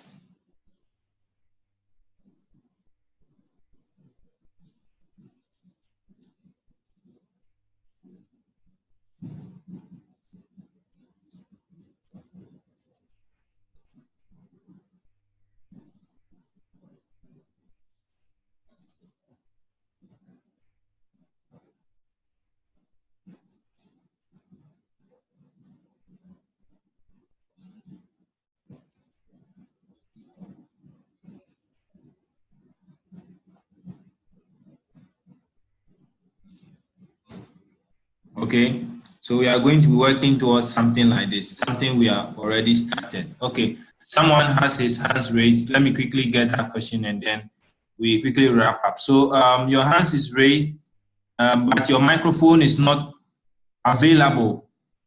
Can you text your message into the group?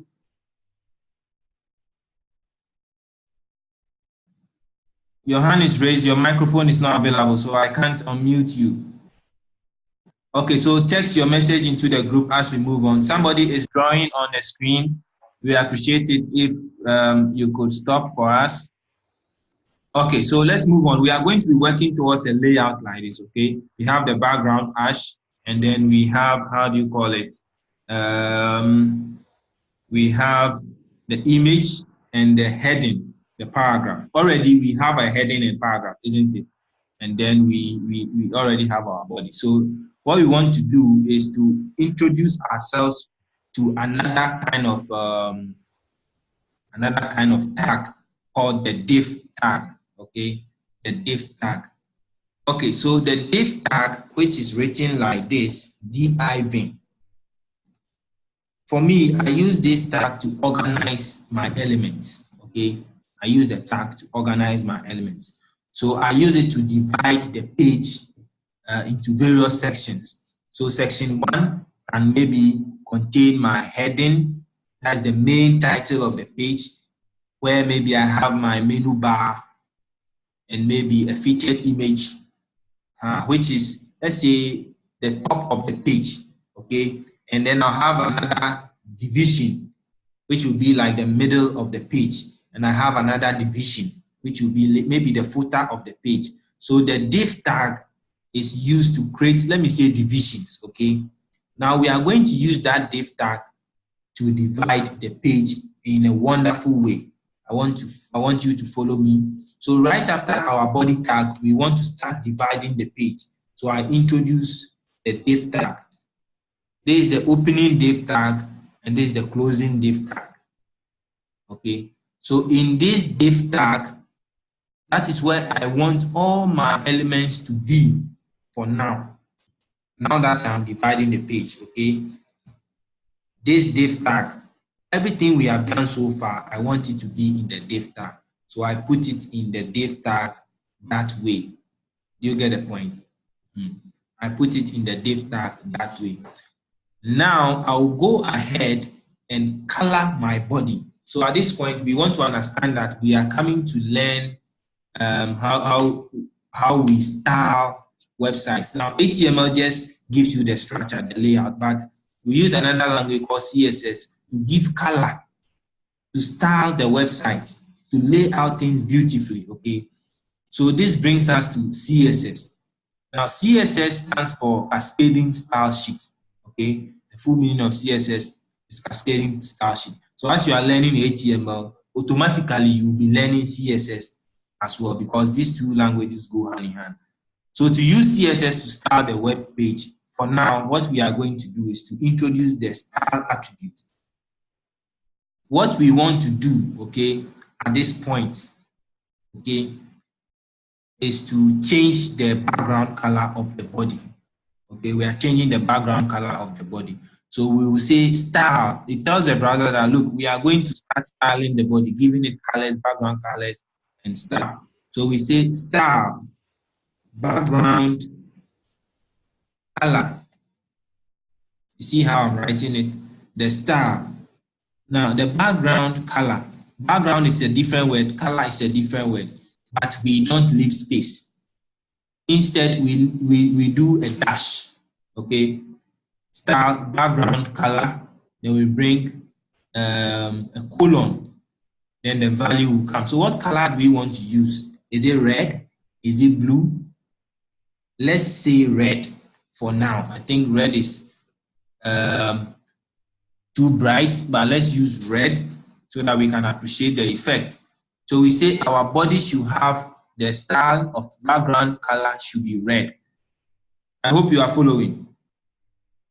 Yes, background color should be red. So we are going to save, and then we are going to run, and we see how it comes. So you see the effect, the whole background color has changed to red. Why? Because we have used CSS. So from here to here, okay, what I have highlighted is the CSS rule that we have written to style our body. Do you get it? Anybody has a question at this point before we move on? We have few minutes to end, so we are going to wrap up very quickly and try to achieve this layout before we end. Anybody has a question at this point? Okay, so because no hands are raised, I guess there's no question. So we are going to move on. Many browsers define the color red differently. So I may open a particular browser and I'll get a different shade of red. Okay, so we don't normally use the color names when we are assigning colors in web development. Okay, rather we use color codes. So if I take you to Photoshop, for instance, and I click on this, you see I have my color picker show up, and any color I select, I get a code for the color. So this type of codes is what we use. Okay, to get this code is not difficult. You can get a browser to get you the code, or some text editors can even fetch you a code. Okay, we want to use gray instead of red. So I happen to know the color code for gray, and that color code is DE for the color code. And in our previous last week webinar, some people found some nice name to remember this. So in Ghana, we say the dede. The dede stands for something that is very sweet. Okay, so if you can remember that the dede, it means you have the ash color. So this the dede color code will give you an ash color. DE. You start with a hashtag. Okay, so hashtag DE. And then when we save and we refresh our browser, we get the ash background, as you can see. I hope you guys are following and you get to understand, you are getting to understand how things are working. Okay, so at this point, what we want to do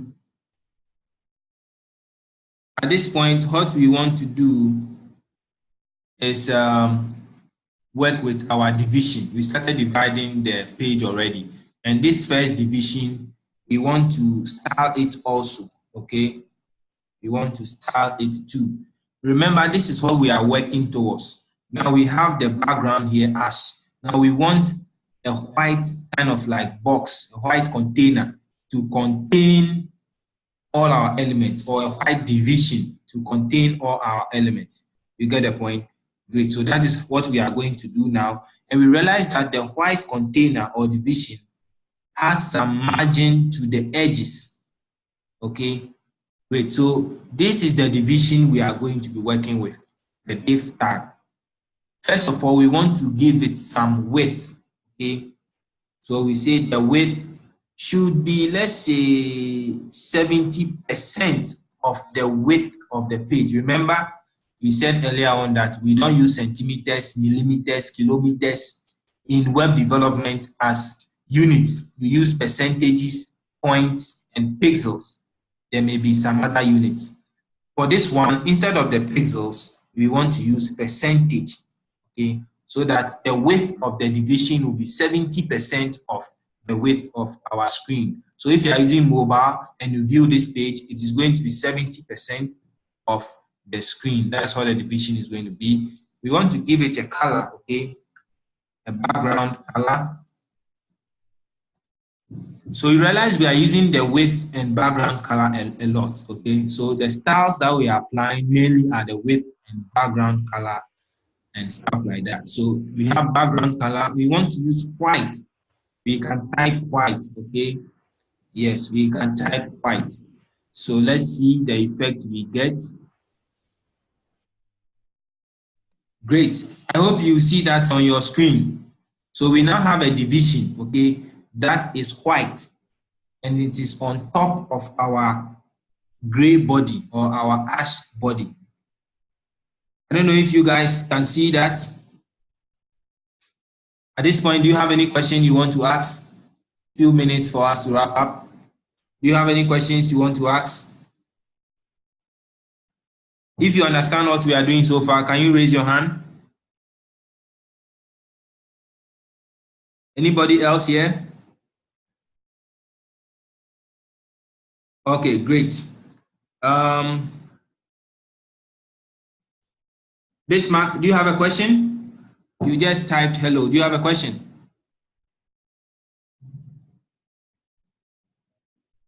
Okay, Bismarck, let me unmute your mic so you can ask your question. Okay, thank you very much. We can hear you. Yeah. Why is it instead of you creating another file and naming it maybe stylesheet.ccss, you can rather do it together with the HTML? Yes, you can do it. Yes, we can do it together with the HTML. That is called inline styling. Okay. That is called inline styling. You get the point? Okay. Yeah. So later on, I think time is catching up with us. So later on, we are going to learn in another webinar how to do external styling. What you are talking about is external styling. Okay. All right. Thank you very much. Anybody else with a question? Jifa, do you have a question? You have your hands raised. Your mic is unmuted. If you have a question, you can ask. Do you have a question, Jifa? Okay, let's move on. Okay, so now I think we are getting a little bit closer to this kind of layout. Okay, the only thing is that compared to this, we see that the div, the division or the container is very long, but our container is short. Our container is short, okay? So how do we get the container to become very long? It means there's a problem with the height, isn't it? So we have to give it a height. That is all. So we will continue styling by bringing a semicolon, and then we have our height. So let's say height of 900 pixels, okay? So we type height. And then we say 900 pixels. Height, colon, and then we bring the unit 900 pixels. And then we save. We are going to save and then we will run, okay? So now you can see that our box or our container is very long and we have a scroll bar to the what? To the right of the screen. You get the point? We have a scroll bar to the right of the screen. Great. So that is how to achieve that as well. You bring a height and you specify the height. The height should be more than 800 pixels so that you can get a scroll bar, especially if you are using 15 inches screen. Okay. So we are done with that. But we realize that with this layout, okay, with this layout, our container is centered. You see, our container is centered, it's in the middle. The margin to the left, which is this side, is kind of equal to the margin to the right. is kind of equal to the margin to the right. So we are going to do that as well. How do we achieve that? So that one is also a star, CSS star that we want to apply. Okay, so we say margin. Okay, the margin left should be auto. So this time around, we will not say 100 pixels, 200 pixels. We want the browser to calculate that automatically for us. So the margin to the left, we say auto. And the margin to the left is this side, okay? This side. So let me shade it so that you can see. The margin to the left is this side. Do you get it? Margin to the left. And the margin to the right is going to be this side. Are you getting it? So margin to the left here, the pink colored place, and margin to the right will be the yellow colored place. So margin to the left, we want it to be automatically calculated, and margin to the right also automatically calculated. We believe when we do this, the browser will center our container for us. Great. So let's refresh and see what happens. So we run. Great. And you see that now the container is in the center. The margin to the left, which is here, okay, is kind of equal to the margin to the right. You get the point? And we have the scroll bar and we can scroll. You get the point? Great. But there seems to be a space between the container and the top of the page. This space, we want to remove it, the space at the top, so that the container will hit, how do you call it, the top of the browser.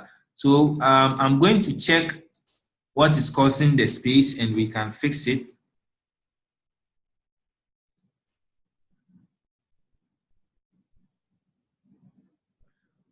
So what we want to do is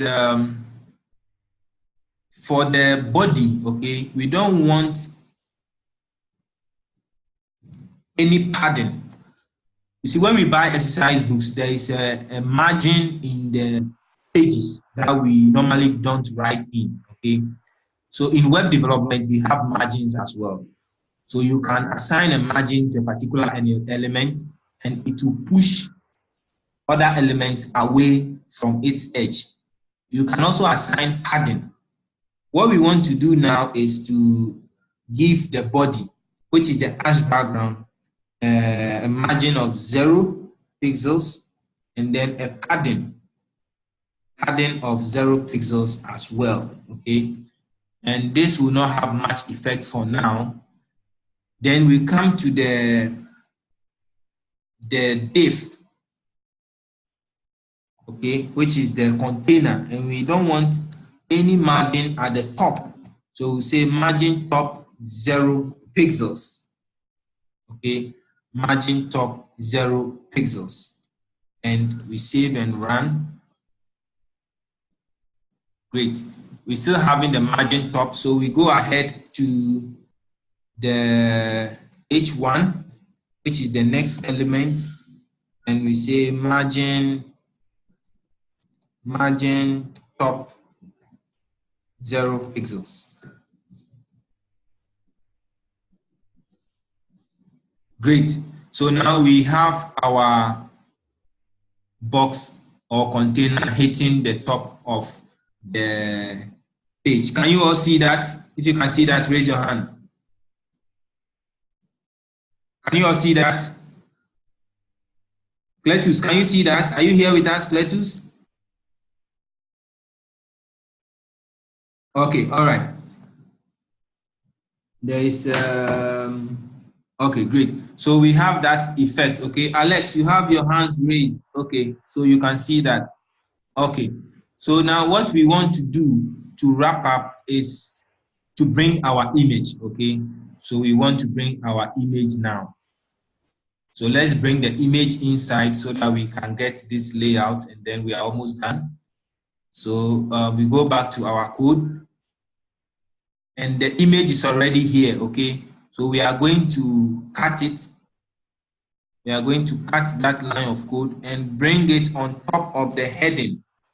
This is the heading, okay? So the image should be on top of it. Paste it there. Then we remove the quote, okay? We remove the comment so that our image will display. Okay, for the weight, let's use 100%. Hope my catch issues will not pop up again. And let's run.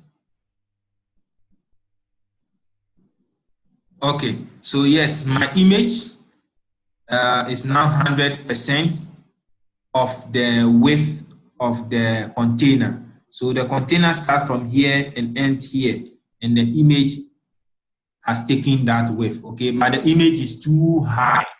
The height of the image is too much. So maybe we want to give it a height of say 400 pixels, okay? And we want to refresh.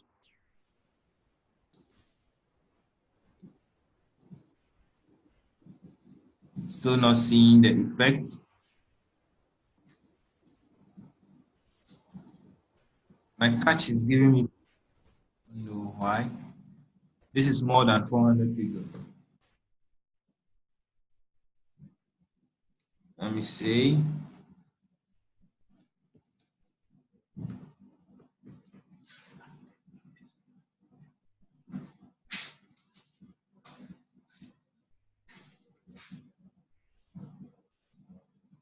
Okay, all right. So my browser is still loading from cache. So the updates are not being rendered as they should. If you are also applying this at your end, it should be working for you. Okay. Is anybody also coding at his end? Anybody also coding at his end? You can raise your hand if you are. Okay, Jifa, is it working for you? Let me unmute your mic so that you can talk. Is it working for you? Your mic is off. Is it working for you? Okay, your mic is off. Okay, all right. So it's working for some people. I have cache issues, so my browser is not loading most of the changes, especially with respect to the images. Okay, Emmanuel. Cletus says it's working for him. That's great. Emmanuel, do you have a question? We are almost done. Emmanuel, do you have a question? Your mic is on.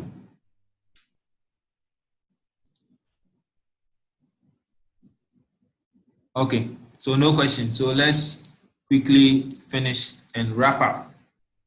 So now what do we have? We have a web page with an image, a heading, and then what?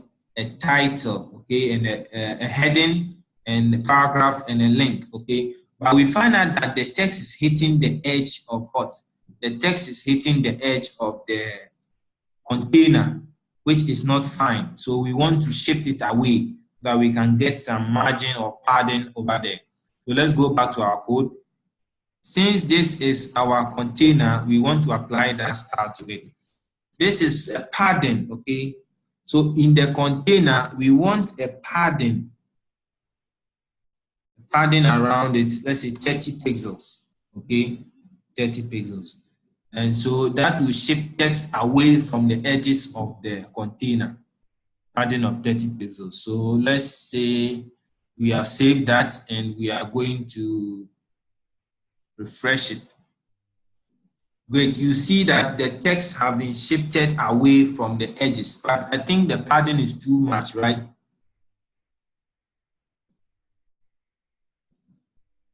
Okay, so I think it's cool this way. So my image is working correctly now. Because I zoomed my screen, that is why the effect was not showing. But now I've reset stuff. Great, so this is what we have, okay? My browser was zoomed, that is why the image was not showing as it should show. So this is what we have now. We have the, how do you call it? The image in our container and our heading, our paragraph, and our link. Okay, paragraph and our link. So this is a simple web page, okay, a very, very simple web page. The last thing we want to do is to add a shadow to the container. So that will be box shadow, 0 pixels. Cletus has a question. Cletus, I will come to you very soon. 0 pixels, 0 pixels. Let's say 30 pixels, and we'll give it a color. Okay, I will explain this very soon after taking Cletus' question. So let's give it, let's say,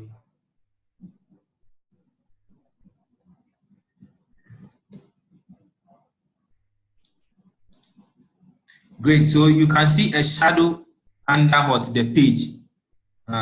You can see a shadow under the page. Now you can't see the shadow, right? But when we apply the box shadow, which is this CSS rule, okay, you can see the shadow under the page, which is perfect and very nice. Okay, Cletus, now we pick your question. So I'm unmuting your mic. So you can talk, Cletus, if you can hear us. Hello, Cletus. Yeah, hello. Hello. Yeah, I can hear you. Okay, I wanted to ask if you can only apply the padding to the box without it affecting the image. Yes, you can do that. You can do that. But what you'd want to do to achieve that effect, okay, is to create another box or another div. If you can watch the screen. Anytime we apply a padding to the div we have created, any element in that particular div will be affected, okay? So what you want to do is to create a div on top of that one, something like this. Okay, and this div should have the same styles as. And then how do you do it? Yes, it should have the same styles except the, how do you call it, the padding. Okay, except the padding. Then when you have your image in that div, everything will work perfectly for you as you want it. Okay, so when you have your image in that div, and then you should run. You can see the screen. Can you see the screen? You can see that the image is in a div and it doesn't have padding, but we have the second div on top of it this way, which is not nice. We want to get rid of that. Then we can remove the height from this div. Cletus' question answered? Cletus?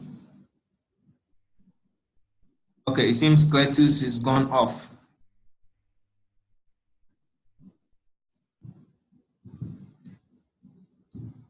All right, guys, so this is what we have achieved so far. And basically, this is a web page. We can call this a web page, okay?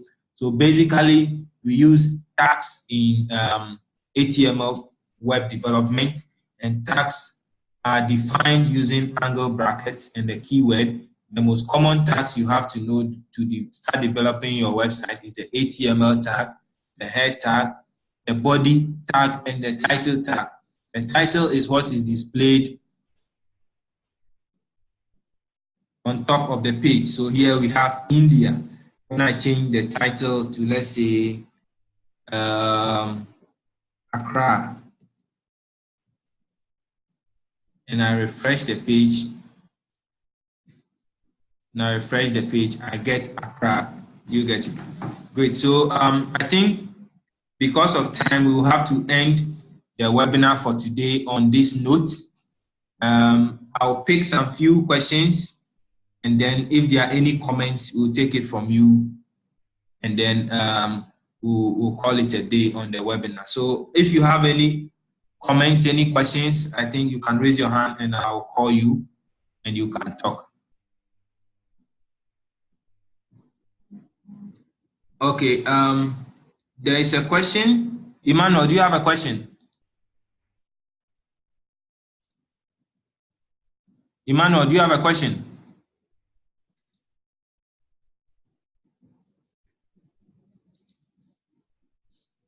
Okay, there is someone joining in with Infinix Hot 2. Your hands is raised. Do you have a question? Infinix Hot 2, your hands is raised. Do you have a question?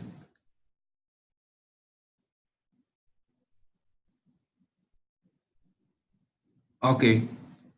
If you can't use your microphone and you have a question, you can just type that straight. Hello? Infinix Hot 2, do you have a question? Hello? Do you have a question? Okay, Cletus, do you have a question? Your mic is Yes. on. Okay, Cletus, you are on. Yes. Yes. Okay. I want to ask about the link you just inserted in there. Hello. Yeah, Hello. which link? I can hear you. Which link? Yeah, I mean, I go to Facebook. No, it's Yeah. like you didn't apply any letter. You didn't apply any color to it, but there's a color in it. Yes, so the browser automatically colors every link as blue, okay? Oh, okay. Yeah, so anytime you create a link, the browser will automatically color it as blue so that your visitors will know that it is a link. So assuming there is no color, it will be difficult for a visitor to know that, okay, this is a link I can click. Do you get the point? So the okay. automatically colors every link so that it will catch the visitor's attention. They know it's a link they can click on. So that is how come it is blue, even though we didn't apply any color. Oh, okay. And about the padding too, I didn't get that part. My microphone went off, so I didn't get that part. Great. So the padding, I was saying that. So follow the screen and let's see what will happen. So okay. We applied the padding. Okay. Before the padding was applied, was showing. You see, the text was hitting the edge of the box. Okay. We want the text to shift away from the edge of the box. We can achieve that by giving it a padding. Okay. So we just go and we say, we add another CSS rule. Padding should be 30 pixels, okay? And then when we save and we run, yes. we get a padding of 30 pixels, the left, the right, the top, and then the bottom. So no content in this container or box will ever hit the edge because of the padding we have applied. Do you get the point? Yes, I get it. So that is the padding. I hope your question is answered. Okay, so someone yeah, like no, meaning there's no situation where.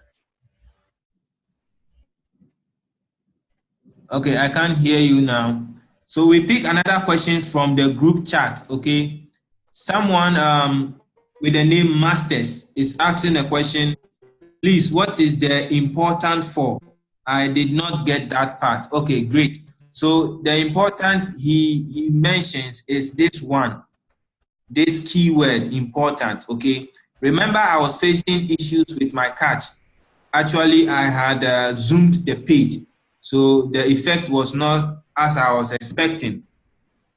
The keyword important overrides any other rule that is affecting that element, okay? So if there is any other rule in the browser or in your file that is making the width more than 100%, if you bring important by the unit, this will override any other rule on your page. I don't know if you get the point.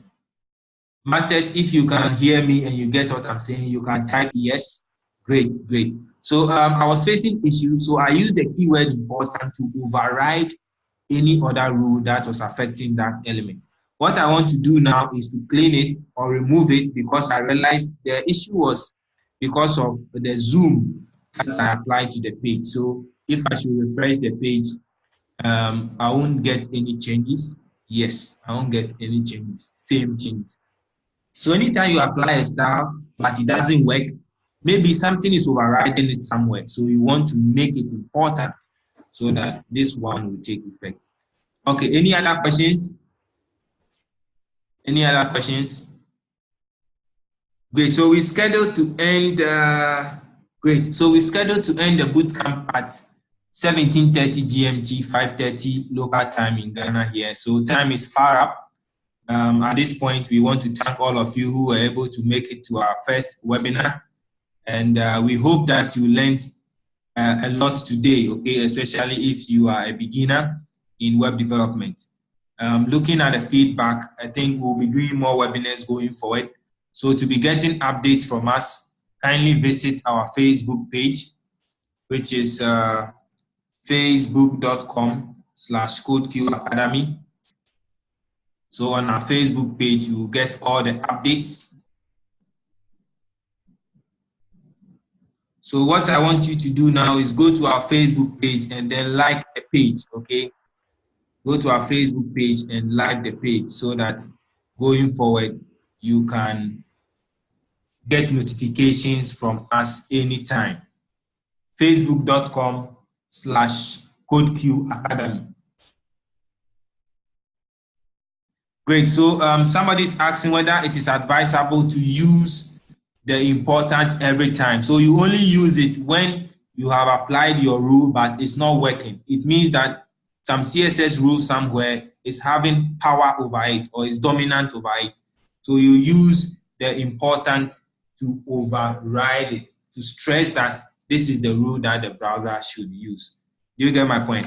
So kindly go to our Facebook page, or you can search us on Facebook, CodeCue Academy, and like our page so that you'll be getting updates from us as and when we have it. And we have awesome videos too on YouTube.